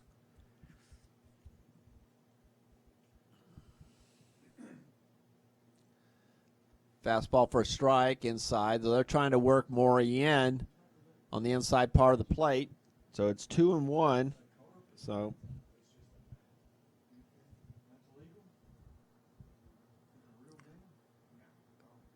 fastball fouled off to the right side, kind of up in the zone, kind of a defensive swing.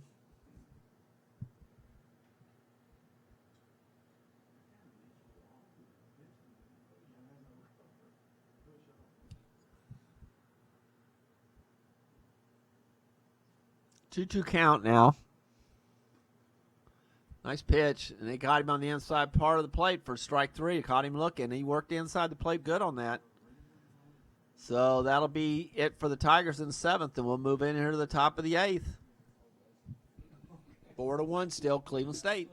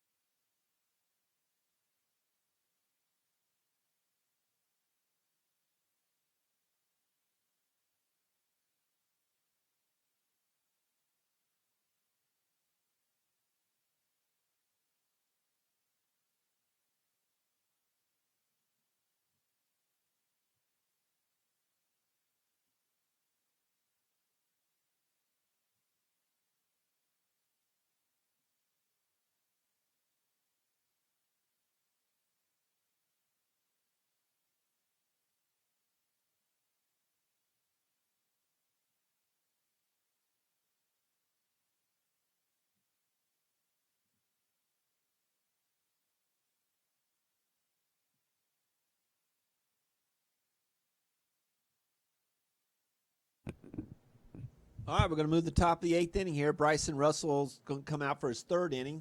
He had a good, quick inning last, and I'm sure that's why Coach Boland's going to stretch him here in the 3rd. I don't see anybody loose. I think we're due to have a lefty come in afterwards, so Russell gets a hit, or fairly deep to. Oh, Greer kind of drifted with that and went over his head. And it's going to be a stand-up double. But, yeah, it kind of looked like Greer kind of drifted on that a little bit. I don't know if he thought it was going to be out originally or what, but he didn't – I don't know. He didn't really get on that as much as I think probably could have with his speed to catch that. But in any event, it's a double to lead off here. And –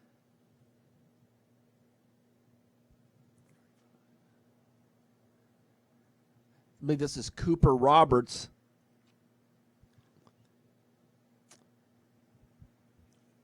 He's a freshman redshirt from Athens. I think by way of Young Harris.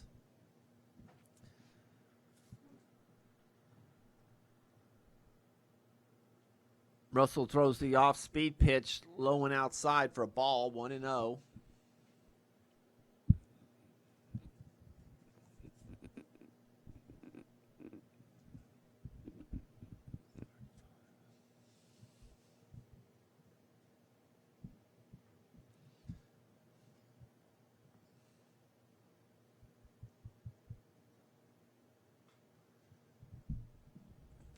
Fastball fouled off back.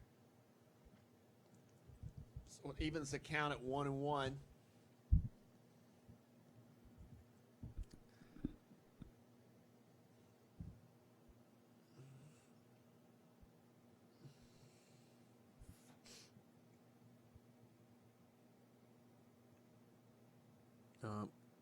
Wrong side of the plate.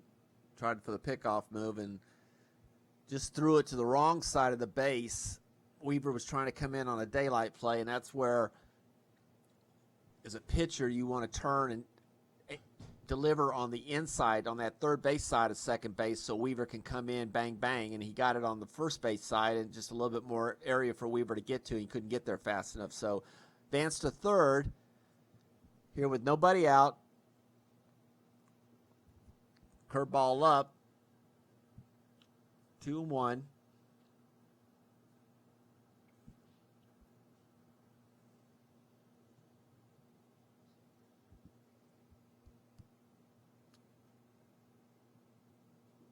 Not a bad pitch there, out just off the plate, 3-1. You got a bag open now. If this was, spring or in this situation, you got a base open, so you're not going to give in, and you're not giving in at this count either. If you get him out, if he goes to first, you could got a double play situation, and he's going to walk him. So it's men on first and third with nobody out. Yeah, you've got a double play situation here. You're going to give up a run, but like I said, we're in the fall. In normal situation here, we'd give up the run to get 2 outs. So let's see how Bryson handles this, because I know that we're looking. Coach Dennis and Coach Boland would love to see a ground ball or a pop-up in the infield and keep the runner third. But even then, if we could just roll a double play, we can come out of this with a plus. Curveball in the dirt for a ball, 1-0.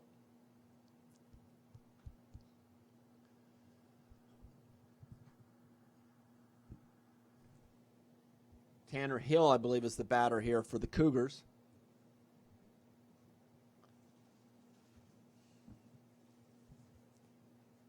Challenges him with a fastball and swings through it for a strike, 1-1.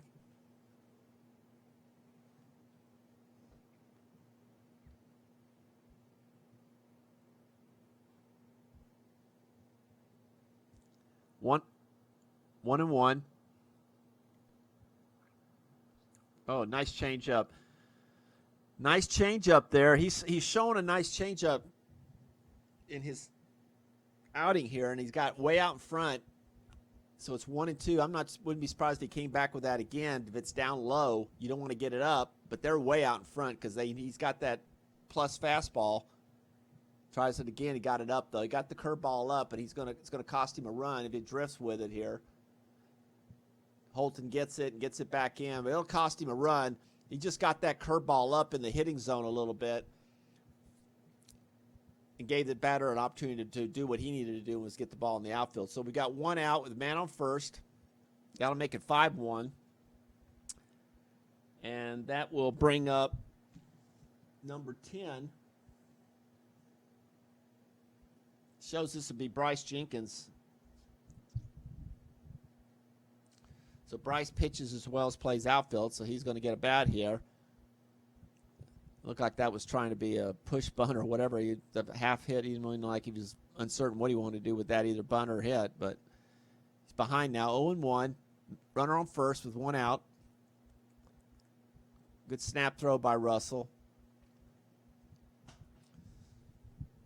Just hopefully try to get it, roll a ground ball and get two, get out of this inning.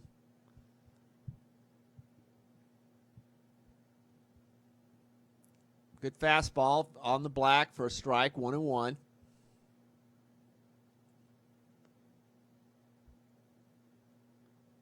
Or 0-2, rather. Had to call, no, that's all right.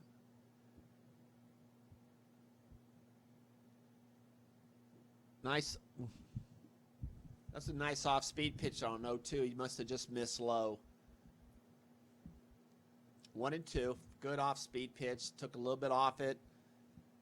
He was way out in front. He wasn't going to do anything with that pitch.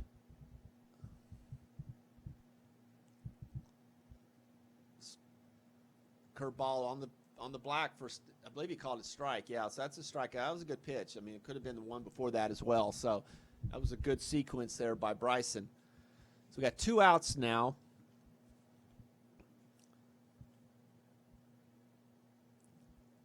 And this bringing up, bear with me now, because it looks like, we're feeding different players in, being it's a scrimmage.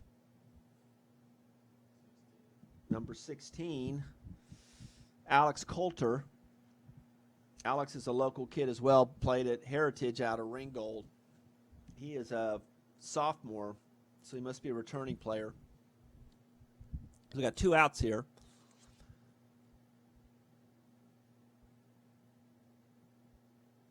Fastball a little low and in, with good movement.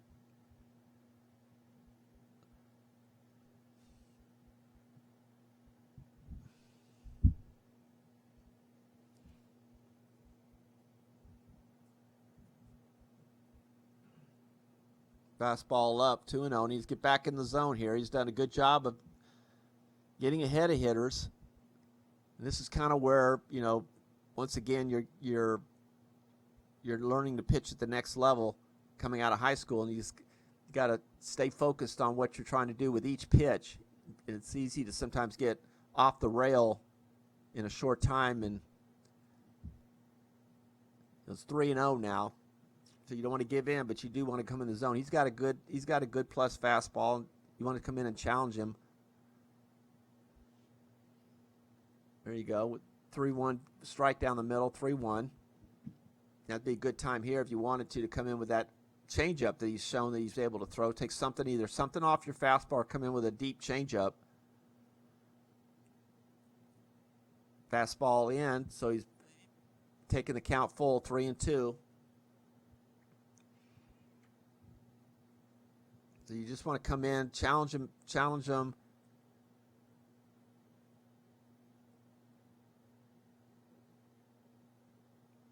Let's be fastball a little bit up. So he walks him. So we got men on first and second with two outs.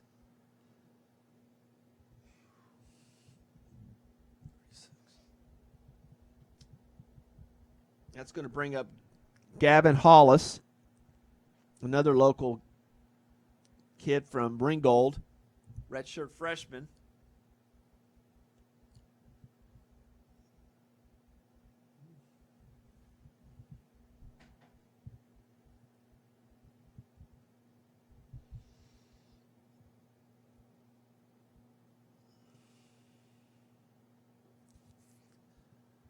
Fastball up, 1-0.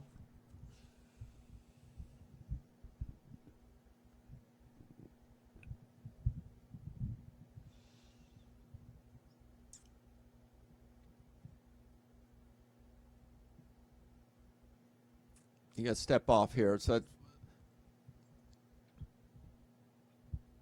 good job. If your infielder's committed to the base, step off. Don't make the pitch because you left your side open. Fastball swung through for a strike, 0-1. Bowling's going to try to keep him close at second, as close as possible, but he's got to also protect the right side, as much of the right side as he can. Weaver's playing the pull on the left side. Get hands open, a little better turn there. Wasn't really a big lead. Wasn't a lead, it's just something good to work on, though. This is one of those things, again, in the fall, you want to work on these kind of plays because they're going to could bail you out a lot in the spring.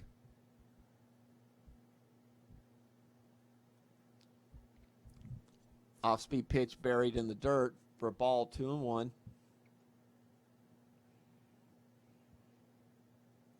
Would like to see maybe a changeup here. He's put the changeup in the zone he wants. This is definitely a hitter's count and a good changeup pitch sequence here. Get out in front.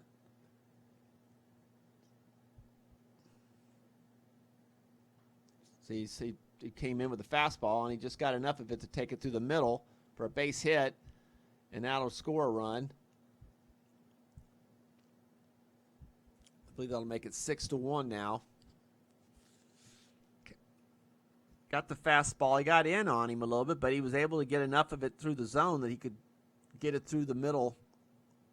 Weaver was shaded way over on the left-hand side, and he just wasn't too much space to try to get to that ball. So good job by the hitter there for sure. 2 outs here.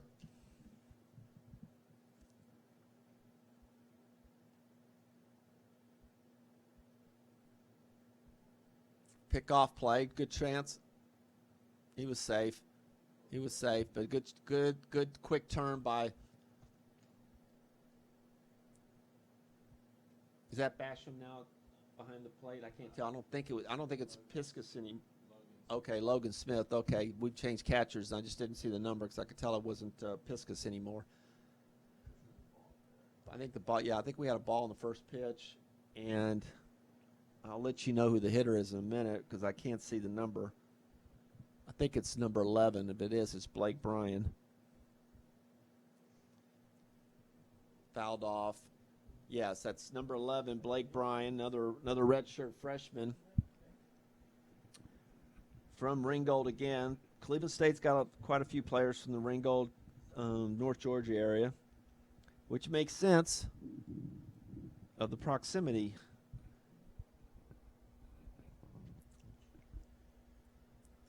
One and one.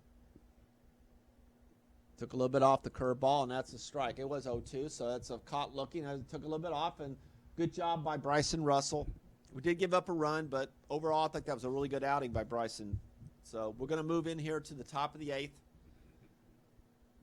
believe it's 6-1 now, Cleveland State.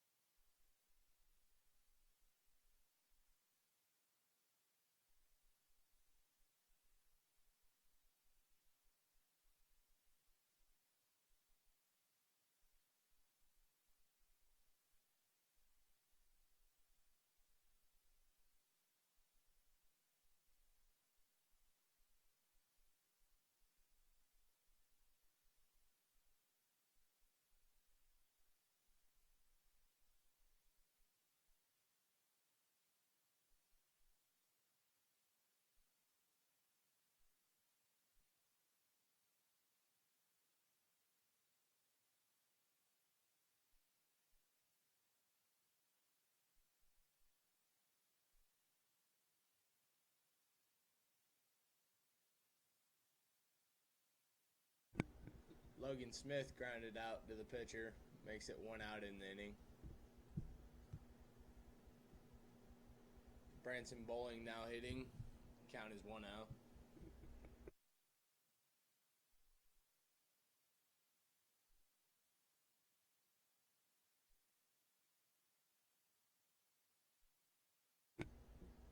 Line drive up the middle, single for Branson Bowling.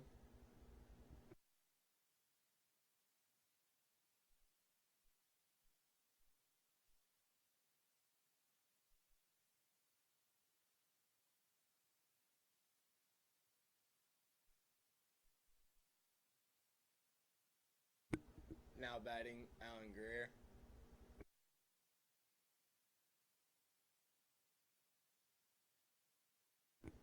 Ball low, makes it 1-0.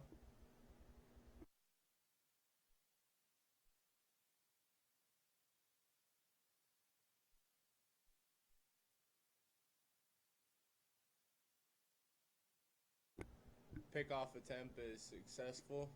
Bowling is picked off, makes it 2 outs in the inning.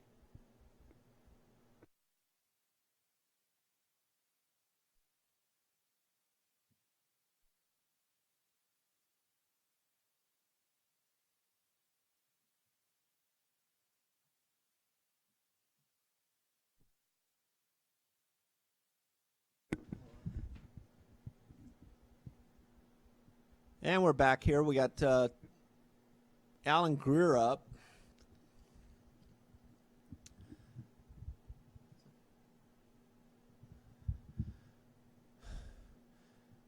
Strike. I believe we got 3-1 count.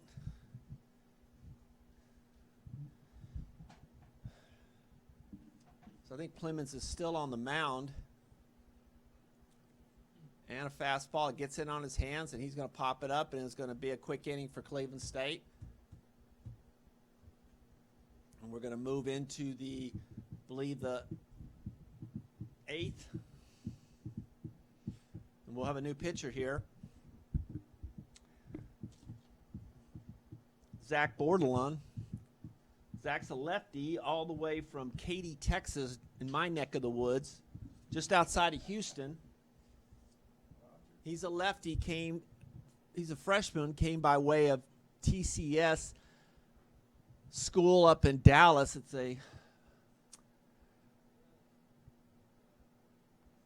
prep, not a prep school. It's kind of a school for, it doesn't, the kids that come in that are seniors out of high school, and they come and they actually go to school. It's outside Dallas, and they play a spring schedule, but it does not count to their eligibility. So it's kind of a showcase school for them. They play other junior colleges, mostly around Texas and Louisiana, and it gives them a chance to get looked at with hopes of moving on into the regular eligibility with a junior college or a four-year school, and that's the case with Zach. We saw him. We heard about him in the fall of this past year, and came up for a visit and threw some for Coach Dennis and Coach Bowl, and they liked what they saw, and that he committed, and here he is. So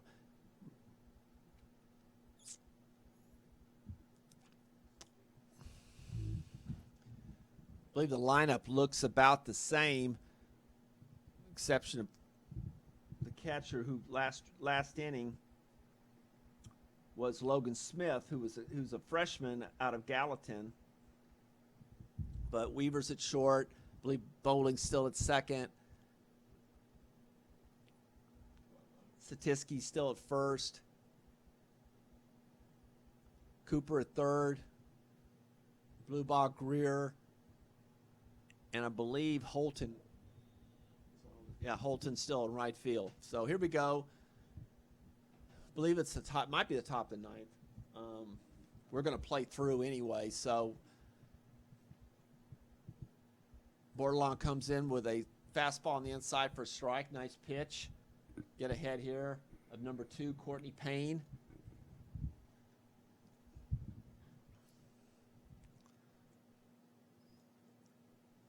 Fastball up and away that he swings through. He had some good velo on that. Little good tail for the lefty. You should see some tail on the fastball. So see, pitch a little bit off the plate, setting up. Nice location, but he's going to just out the reach of Bowling for a single. So that's where a situation where, as a pitcher, 0-2, he was setting up outside. You want to set up maybe, as a pitcher, you want to try to locate that even just a shade more outside where he'll swing at it, but he'll miss it. And he just got a little bit too much of that outside part of the plate. It wasn't a strong hit by any stretch, but just the tail on it enough that Bowling could not cover up that distance. So here we go. We'll see what kind of move and how Zach holds runners on here. I haven't seen it before. And that's going to bring up Andrew Carpenter. Fastball up for a ball, 1-0.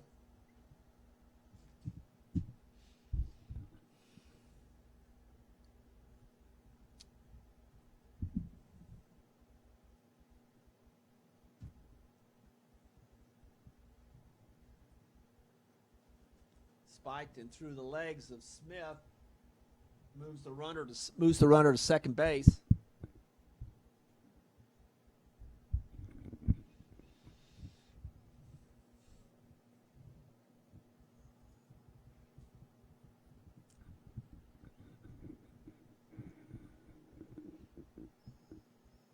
Good lead at second. I'm sure the fastball up. Since Weaver's kind of moving over, so I'm sure we'll see if they try to get a daylight play and see if we can catch him a little bit over aggressive on the lead. Be either Bowling. I mean, Bowling's as a left or as a right-hander, Bowling's job is to kind of handle that. But Weaver's moved a little bit more into the middle. Fastball for a strike, 3-1.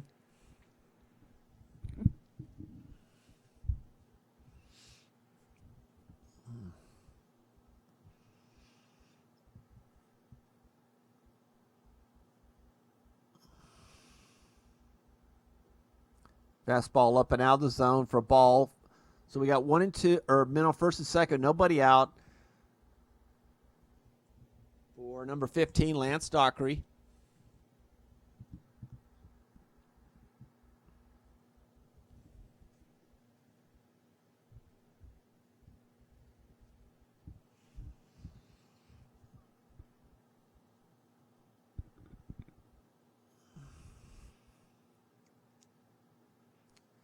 Bordelon comes in with a fastball in the inside corner for a strike. 0-1.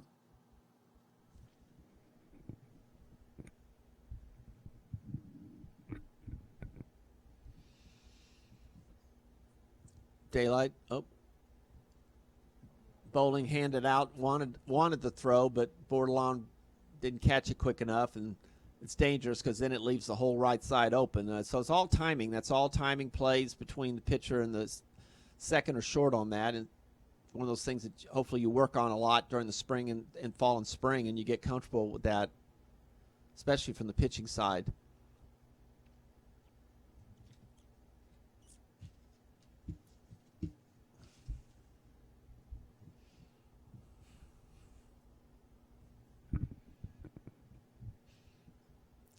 One and one's the count.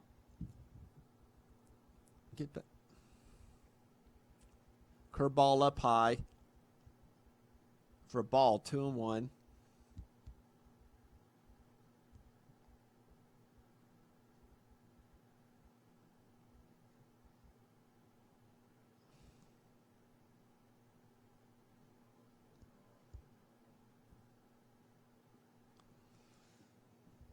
Fastball swung through for a strike, 2-2.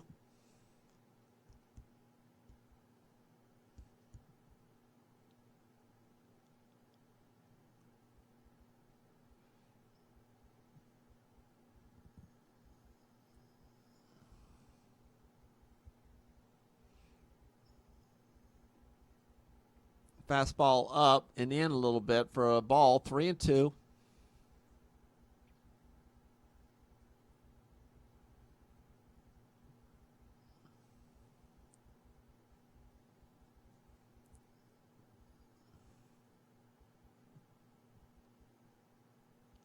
Runners are moving, and that's a ball. Ball 4.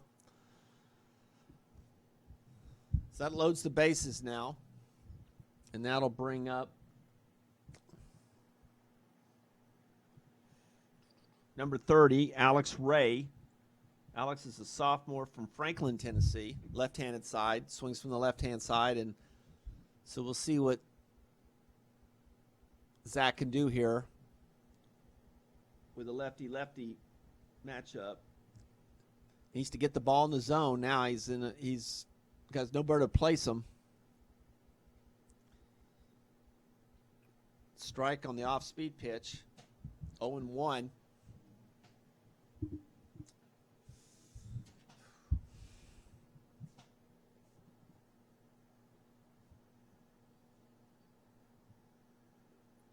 Fastball up for a ball. 1-1.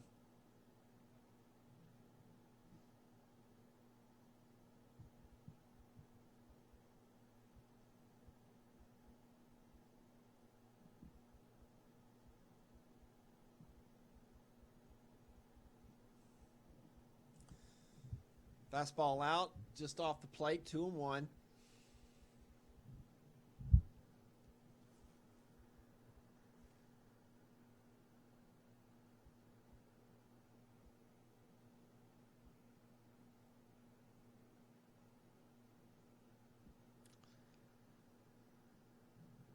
Fastball swung through on a foul right behind the screen here. Evens the count at 2-2.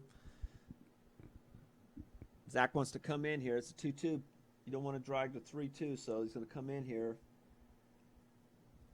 with his best pitch.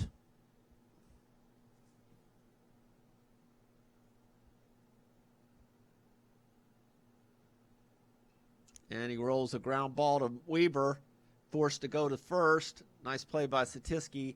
Gets the out. Run scored, though, for Cleveland State. A good job by the hitter to put the ball in play. And that'll make runners on second and third with 1 out.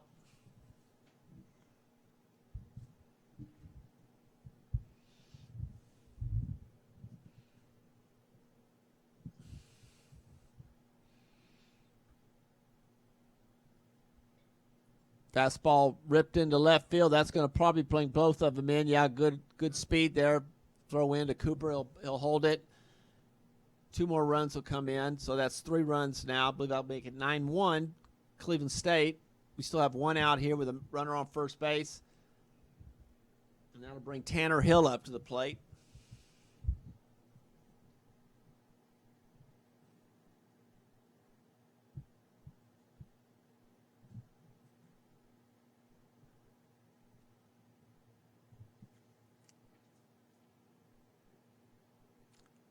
Fastball up in the zone, though, for a strike, 0-1.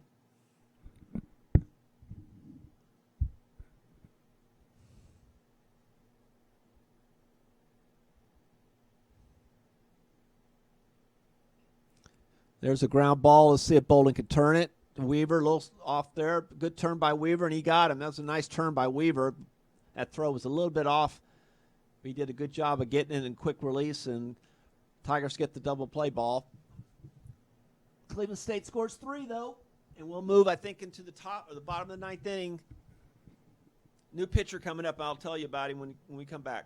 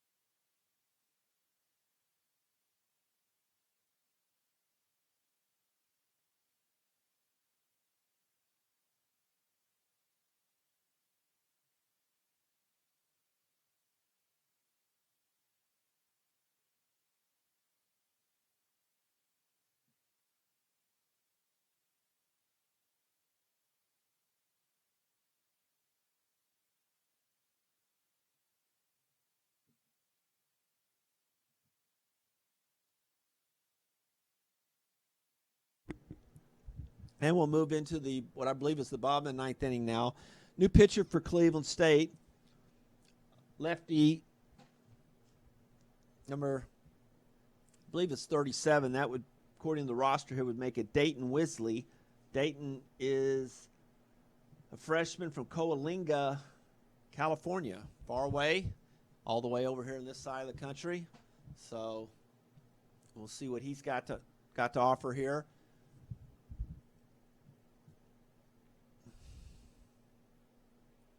Throw in, and I believe we are back with Bluebaugh. Nick Bluebaugh batting, leading us off.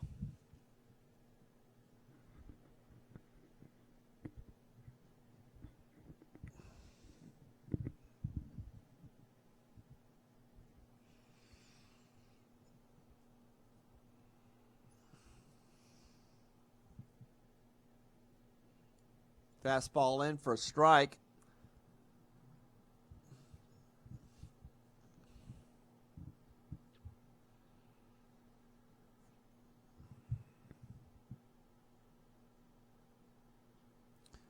Rolls over a ground ball. Oh, bad hop. And that's probably going to cost it. Yeah, that's too bad. That was just a bad hop to the first base and stayed down. And he wasn't ready for it to go down.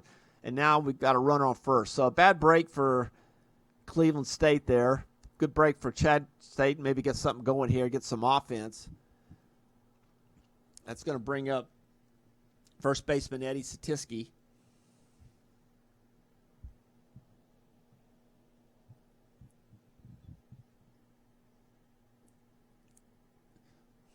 Wisley guides a fastball in, not very fast. Another lefty that's not going to show you some velocity, but he looks like he's probably just going to live off changing speeds and obviously locate every pitch best he can. And he rolls over a ground ball. Let's see if they can turn two on this. Can end. Safe at first.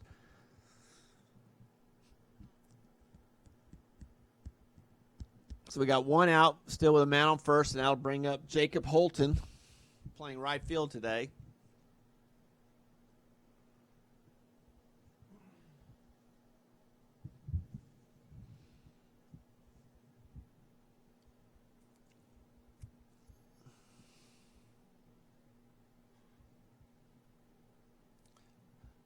Holton rolls over another one, and he's going to get the out. Now he missed through the balls.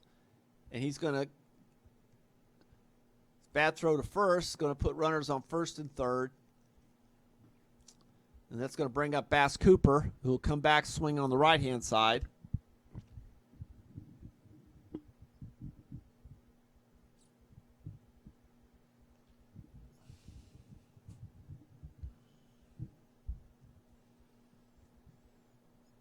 First and third with one out. Another rollover, a ground ball again on the outside. Makes it a tough play for the third baseman. Good throw. And that'll be the second out. Brings in a run for Chat State, but we sacrifice an out for it. So we got two outs, a runner on third, a runner on second, rather. And Josh Newton coming up. His first time into the game. Josh is a freshman also from Locust Grove, Georgia. Second base shortstop.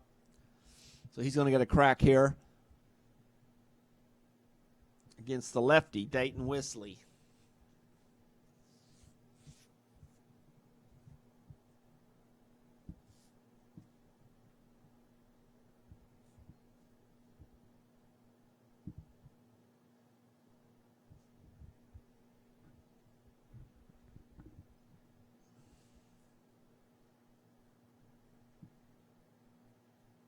First pitch, nice pitch on the outside by Wisley.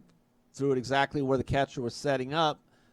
So he's ahead in the count, 0-1. This guy here, he's an automatic go opposite field guy. If he could just move the ball he's going to work on the outside. He's setting up once again on the outside. A little high, 1-1.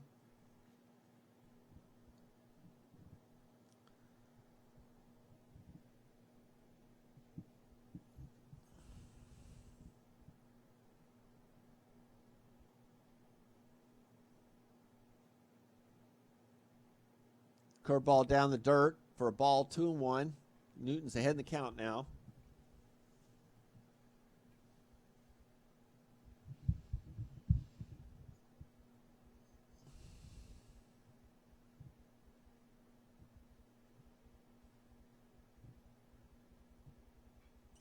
Oh, right back at the pitcher, though. He got unlucky. Stopped it, though.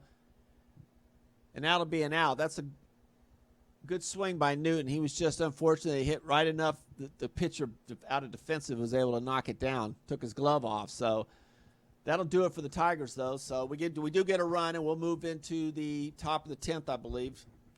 And I think it's 9-2.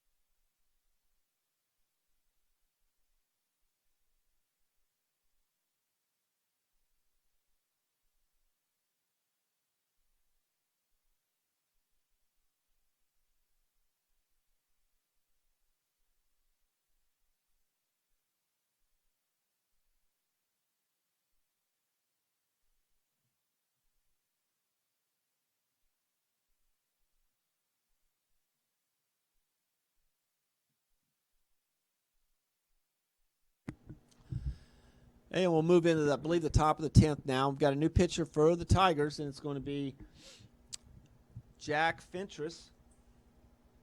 Jack's from Eau Claire, Wisconsin.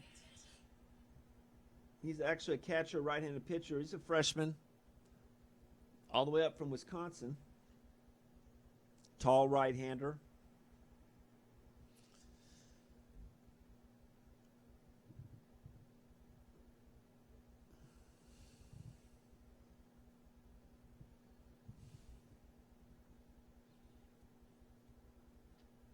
Originally, the plan was this weekend the Tigers were going to go down to just outside Atlanta at Lake Point and play in a showcase tournament against a team from Wabash Valley and Florida, Darlington, and it kind of crashed and fell through. So I think the plan now is possibly we might have an inter-squad game even Friday night. And I'm sure we'll YouTube that, and we'll let you know. You'll hear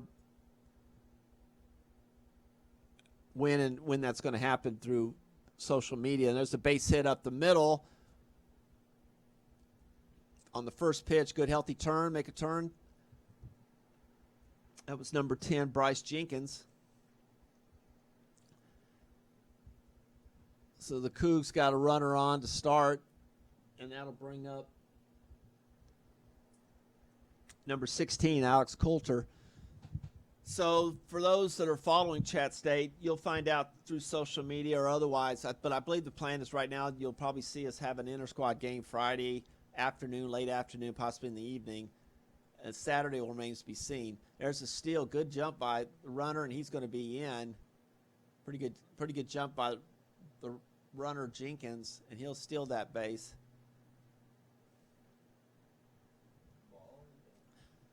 I believe that first pitch was a ball. I got distracted there. I didn't know exactly if it was, but I think it was a ball.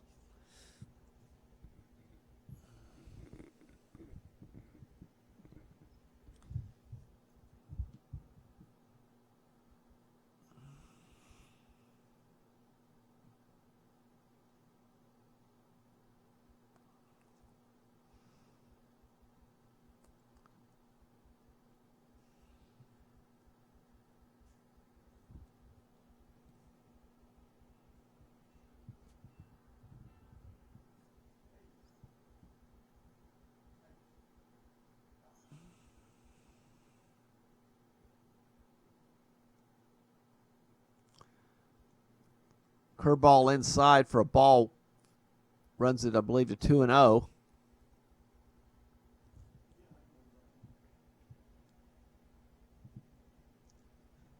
To Coulter.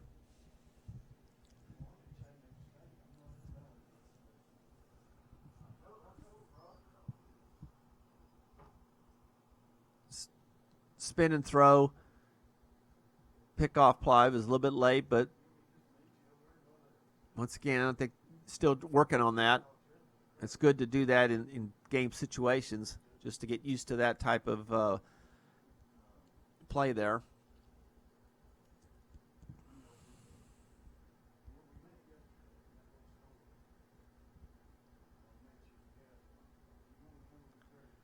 And he's off again. Ground ball to Weaver. It's short. Mishandles it and then throws it in the dugout, trying to get the runner at third, and that'll let him in automatically, and that runner will advance to second. So double error there by Weaver on the mishandle and then the misthrow.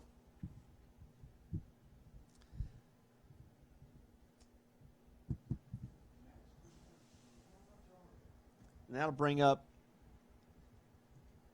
I believe, Austin Thompson.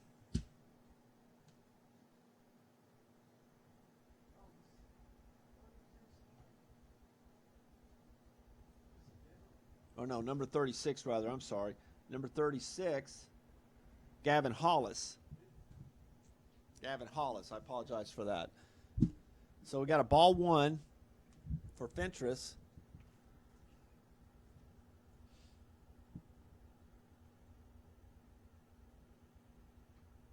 Ground ball, bat hop over the glove of Cooper. We'll take runners to first and third. Just bad hop. He was on it, just bounced right over his glove. So we've got first and third now with nobody out. And that'll bring up number 11 for Cleveland State, Blake Bryan.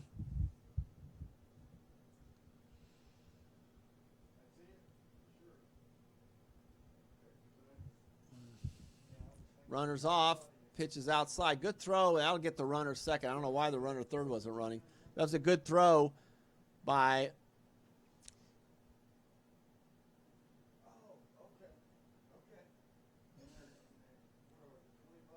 Logan Smith, I think, is still the catcher. So that'll chase the runner off at first, leave us with the runner on third with one out. I believe that pitch was a ball, too. I don't know. I'm not sequence. We'll find out here. Fly ball to right field. That's probably going to score a run, definitely. So we have 2 outs. Another runner scores for Cleveland State.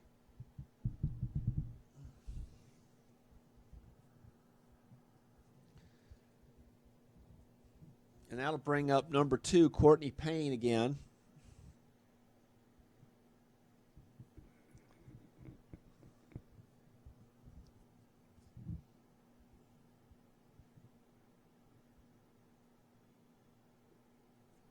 Swings through the first pitch by Fentress for a strike, 0-1.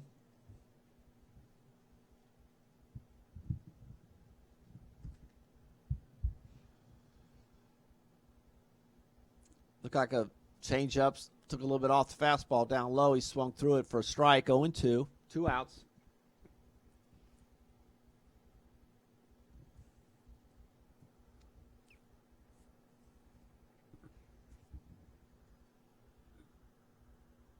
Oh, a nice pitch by Fentress. Really jammed him up, and it'll soft roll over first, and Satiski will take it, and that'll be an out for the third.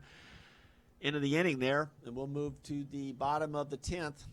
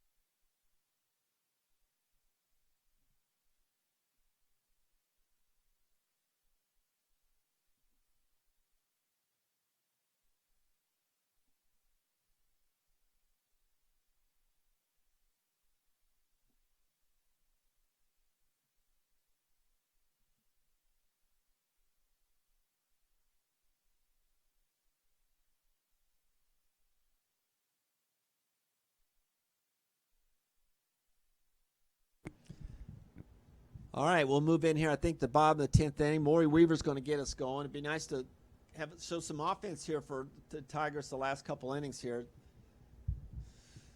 It's been quiet on the Tigers side on offense, no doubt. Credit the Cleveland State's pitchers, though, for sure. And there's a ground ball. That might have been a little foul. I don't know if he's going to call a foul. It looked like I think he got it on the foul side, but they're not going to. With the umpire, with him behind the plate, he can't, or behind the mound, he can't tell. But I think it probably in the regular ump would have called that foul. We got one out, and that's going to bring up Logan Smith, who's been the catcher.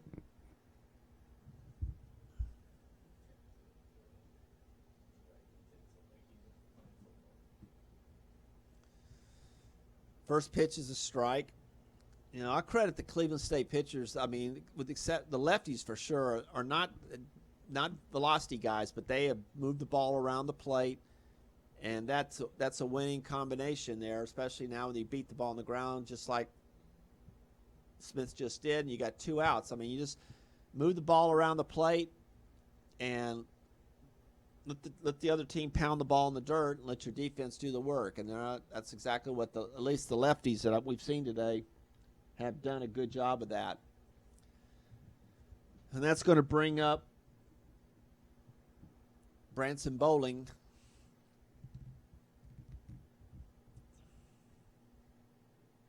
Off-speed pitch for a strike.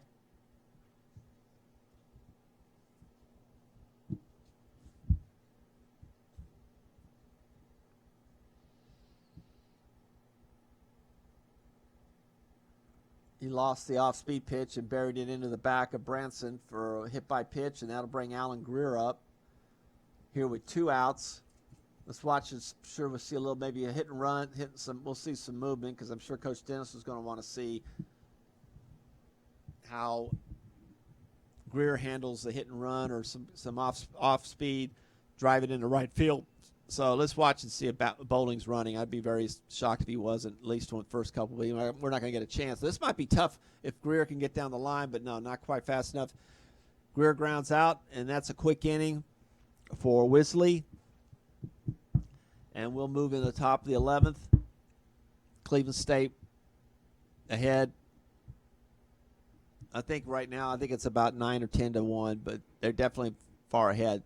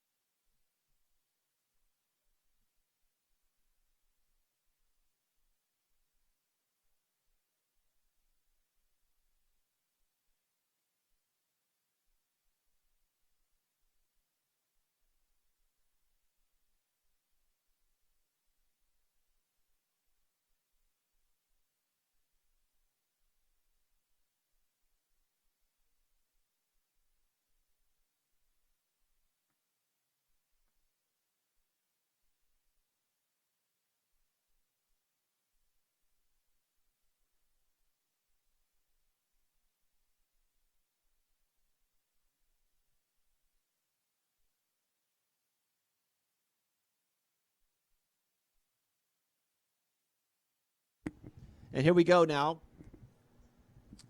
Cleveland's half of, I believe, the 11th.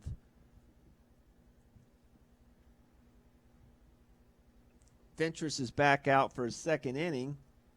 And this, I believe, is Zane Howard, freshman middle infielder from Lookout Valley in the Chattanooga area. Good to see.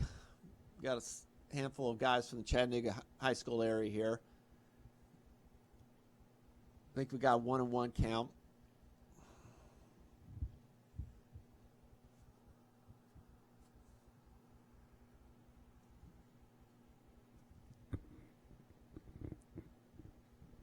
Fentress misses inside.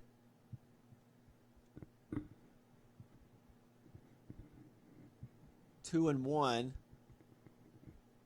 is the count. Swings through a fastball, 2-2. 2-2 count.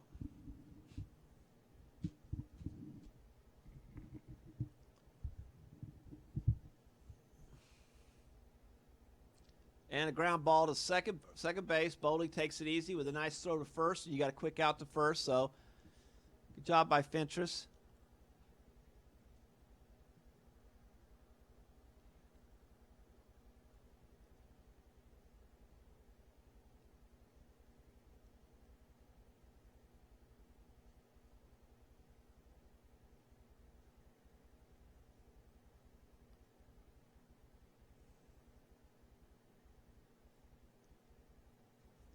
Fastball up now to number 15, Lance Dockery.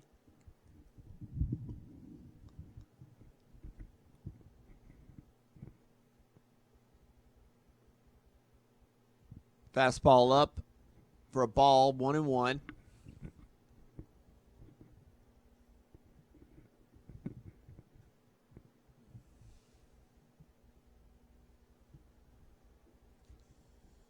It's like a change up, try to do a change up there, a little bit off the plate for ball, 2-1.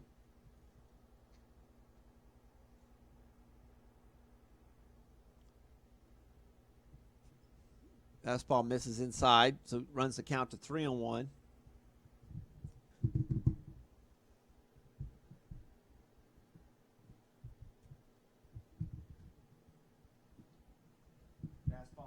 Fastball misses for a ball, and that'll walk. Puts a runner on first, and I'll bring up number 30, Alex Ray, sophomore from Franklin, Tennessee.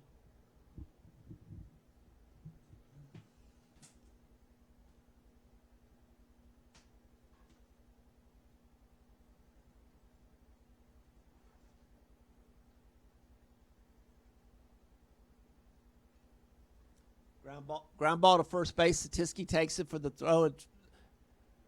Got him. That was a nice. That's a very tough double play to turn. Nice job by the shortstop.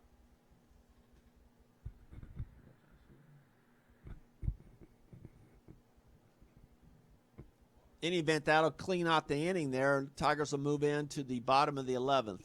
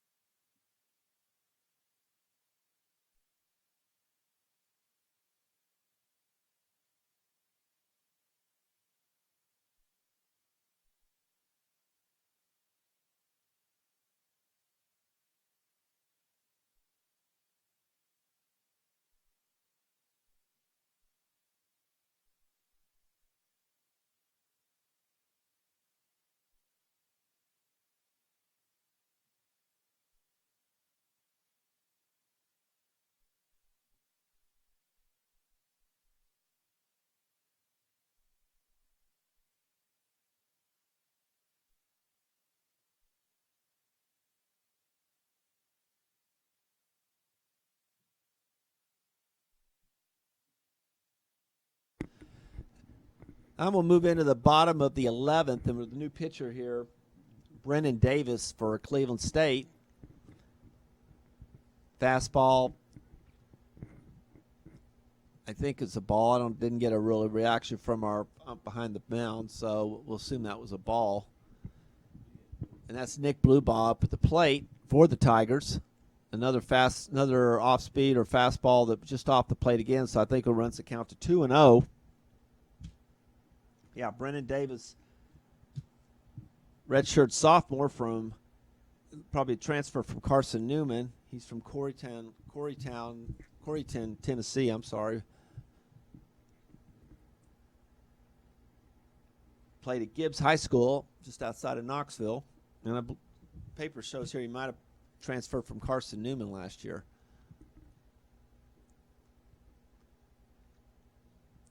Fastball for a strike. 3-1.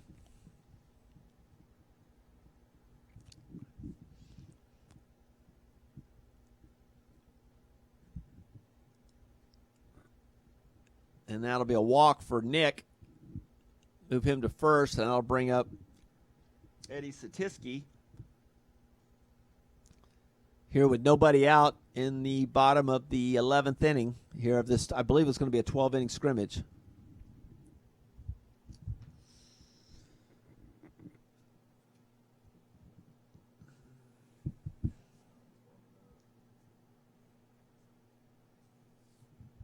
Good lead by Bluebaugh.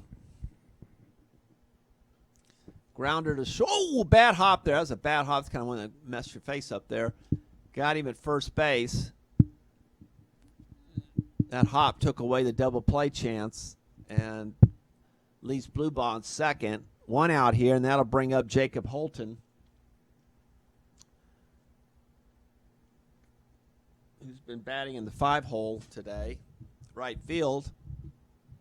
The chance to face Brennan Davis.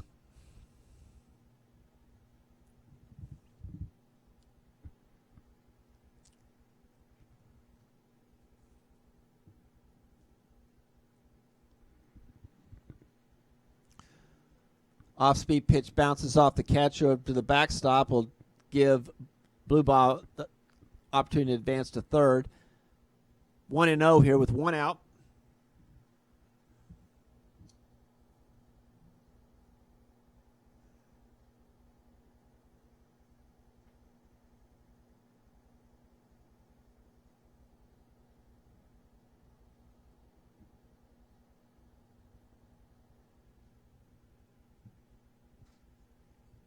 Fastball a little bit off the zone for a ball. 2-0.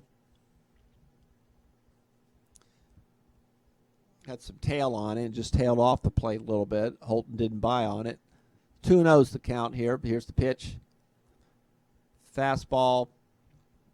No reaction from the ump again, so we'll assume it's a ball. 3-0.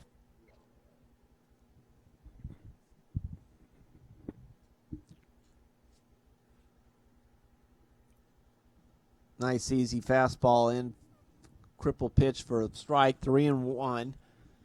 It's kind of one of those where you like to, as a hitter, you might want to jump on that because he looks like he just guided it in.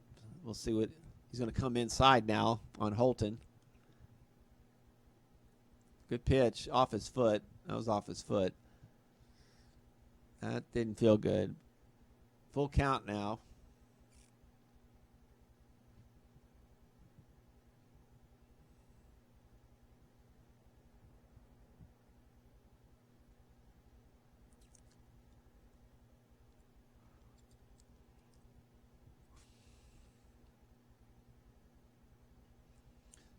Three-two pitches driven in the alley by Holton. That'll score the run for sure. And I think Jacob will end up with a stand-up double. Good job of two-strike hitting there. And that's going to bring Bass Cooper up, hitting from the left side.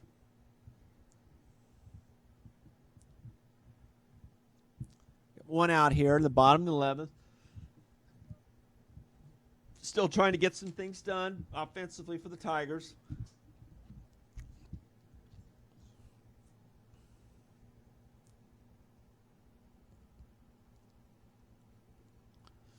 Off-speed pitch, first strike, 0-1.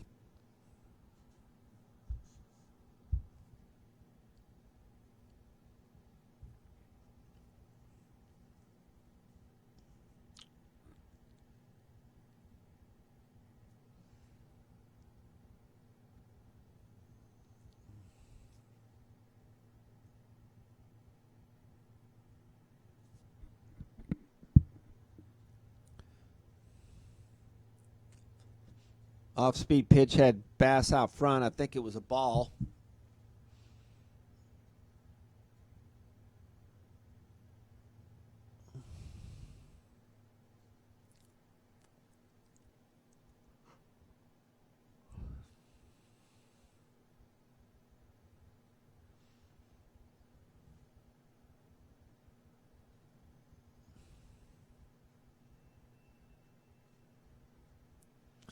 Bass rolls over that outside pitch for foul. Takes the count, I believe, to 2-2.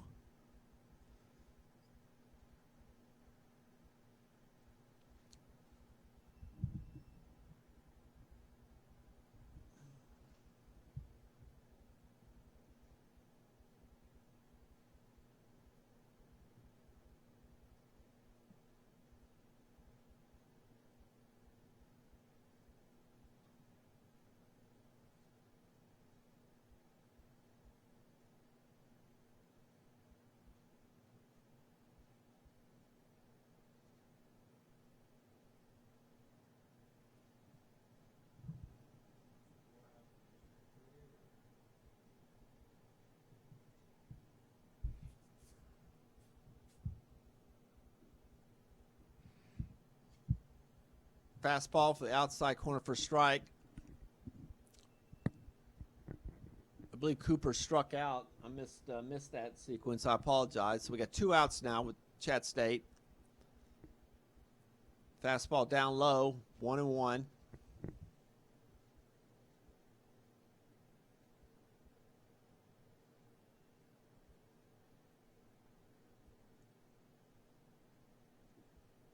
Off-speed pitch takes for a strike, 1-2.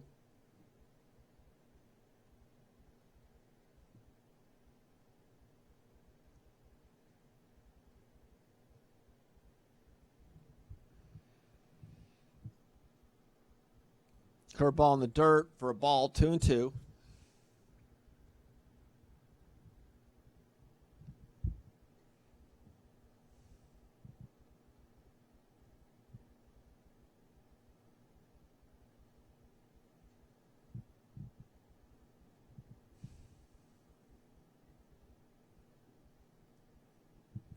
Fastball down low for a ball, 3-2. Full count.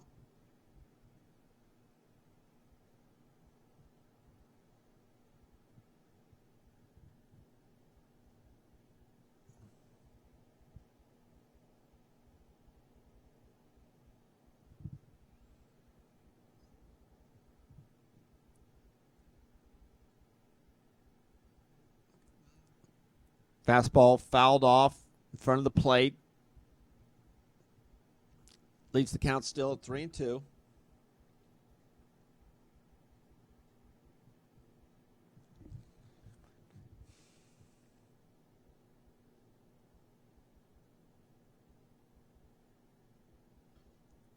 Ball's rolled over to first. Out to make a play to the pitcher covering. Does a good job of that, and that's the 3rd out. We'll move into the top of the 12th.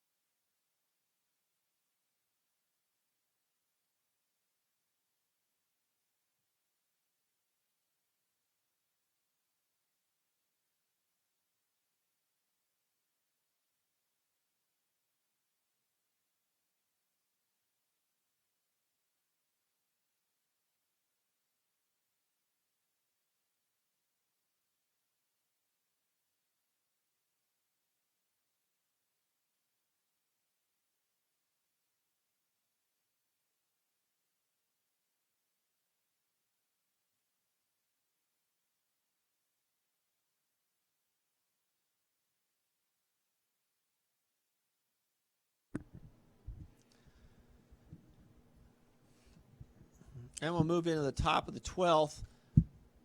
New pitcher for Chat State coming in as Alan Greer. Alan's been playing center field, but he does have pitching on his repertoire, so we're going to see how he does for this last. I believe this is going to be probably the last inning based on the lineup of pitchers I've seen here.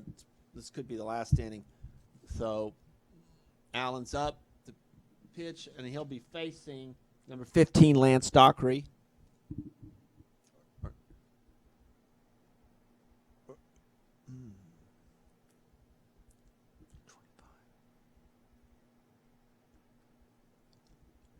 Actually, that's Cooper Roberts. I'm sorry. He drives that to right center field. Nice play by Holton and Wright for the first out. So a quick out for Allen. And that'll bring us up to number 13, Tanner Hill for Cleveland State.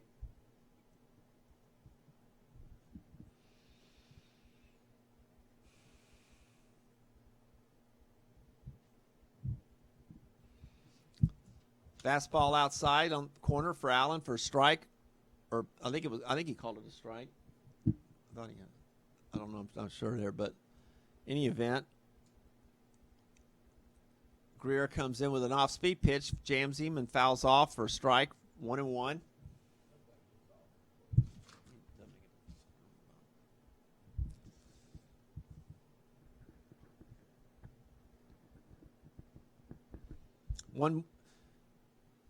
Here comes the delivery from Allen.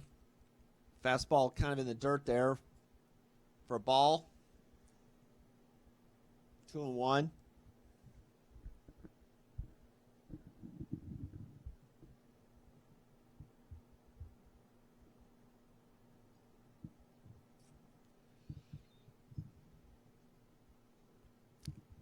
Fastball up, and he chased it for a strikeout for 2 outs.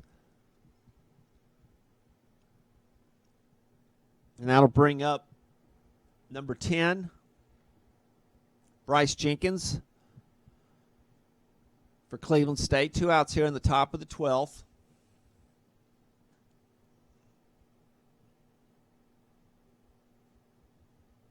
Off-speed pitch jammed him, actually. I don't think I'm going to get him, though, because it's deep in the hole.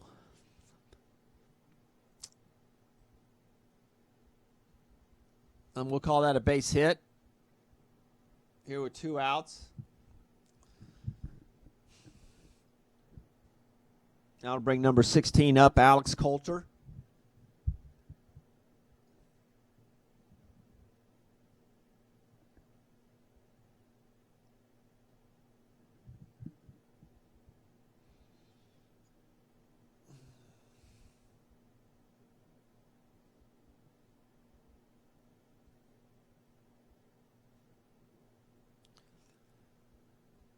Fastball down and in for a ball. 1-0.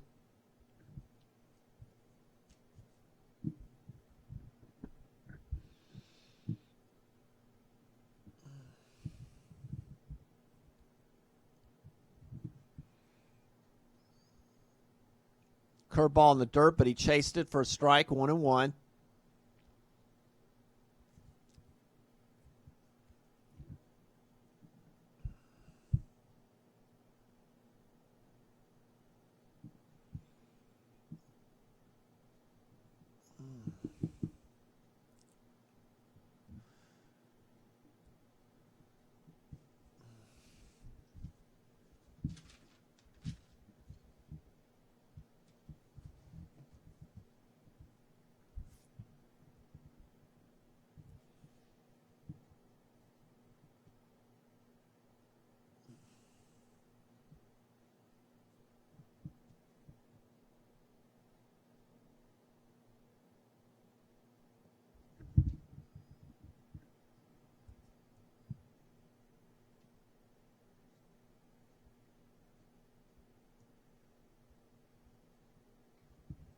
Ground ball to third base. Cooper's got it, and he's going to throw it over to first. Nice pick by Satisky.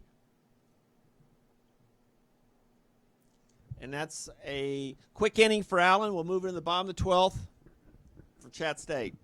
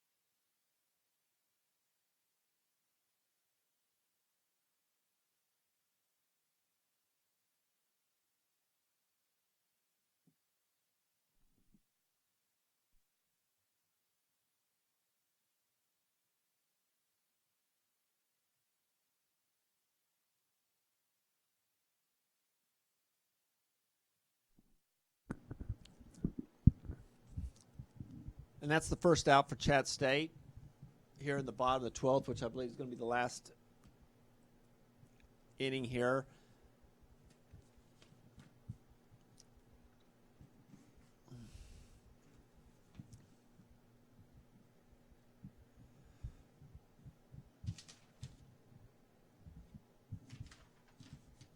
Ball one.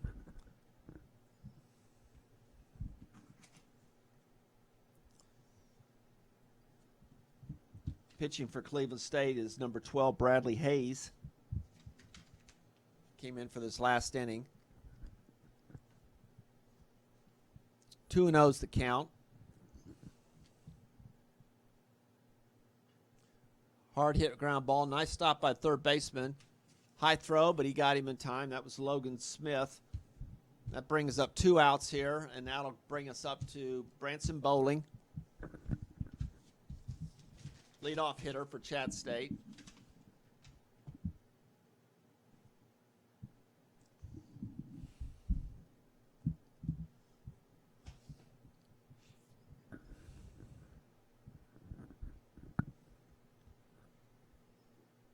First pitch down for a ball, 1-0. Like as I mentioned, stay tuned. Keep track of if you're following Chat State baseball, most likely we'll have a telecast on Friday late afternoon, an inter-squad game for sure. But check social media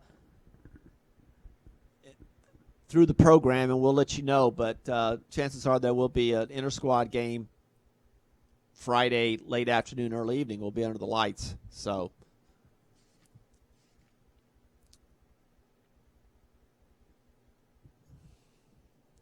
Swung through that pitch.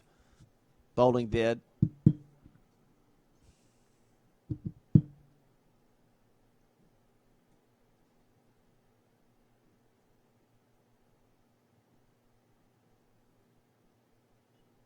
Ground ball hit to second. Hard hop. Nice play by the second baseman, and that will most likely do it for Chat State in this scrimmage here.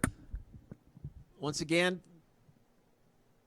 we appreciate you viewing. Stay tuned and look for us for another game, possibly Friday night, on the YouTube Chat State baseball site, as well as Greg Dennis. We appreciate the support and look forward to seeing you here soon.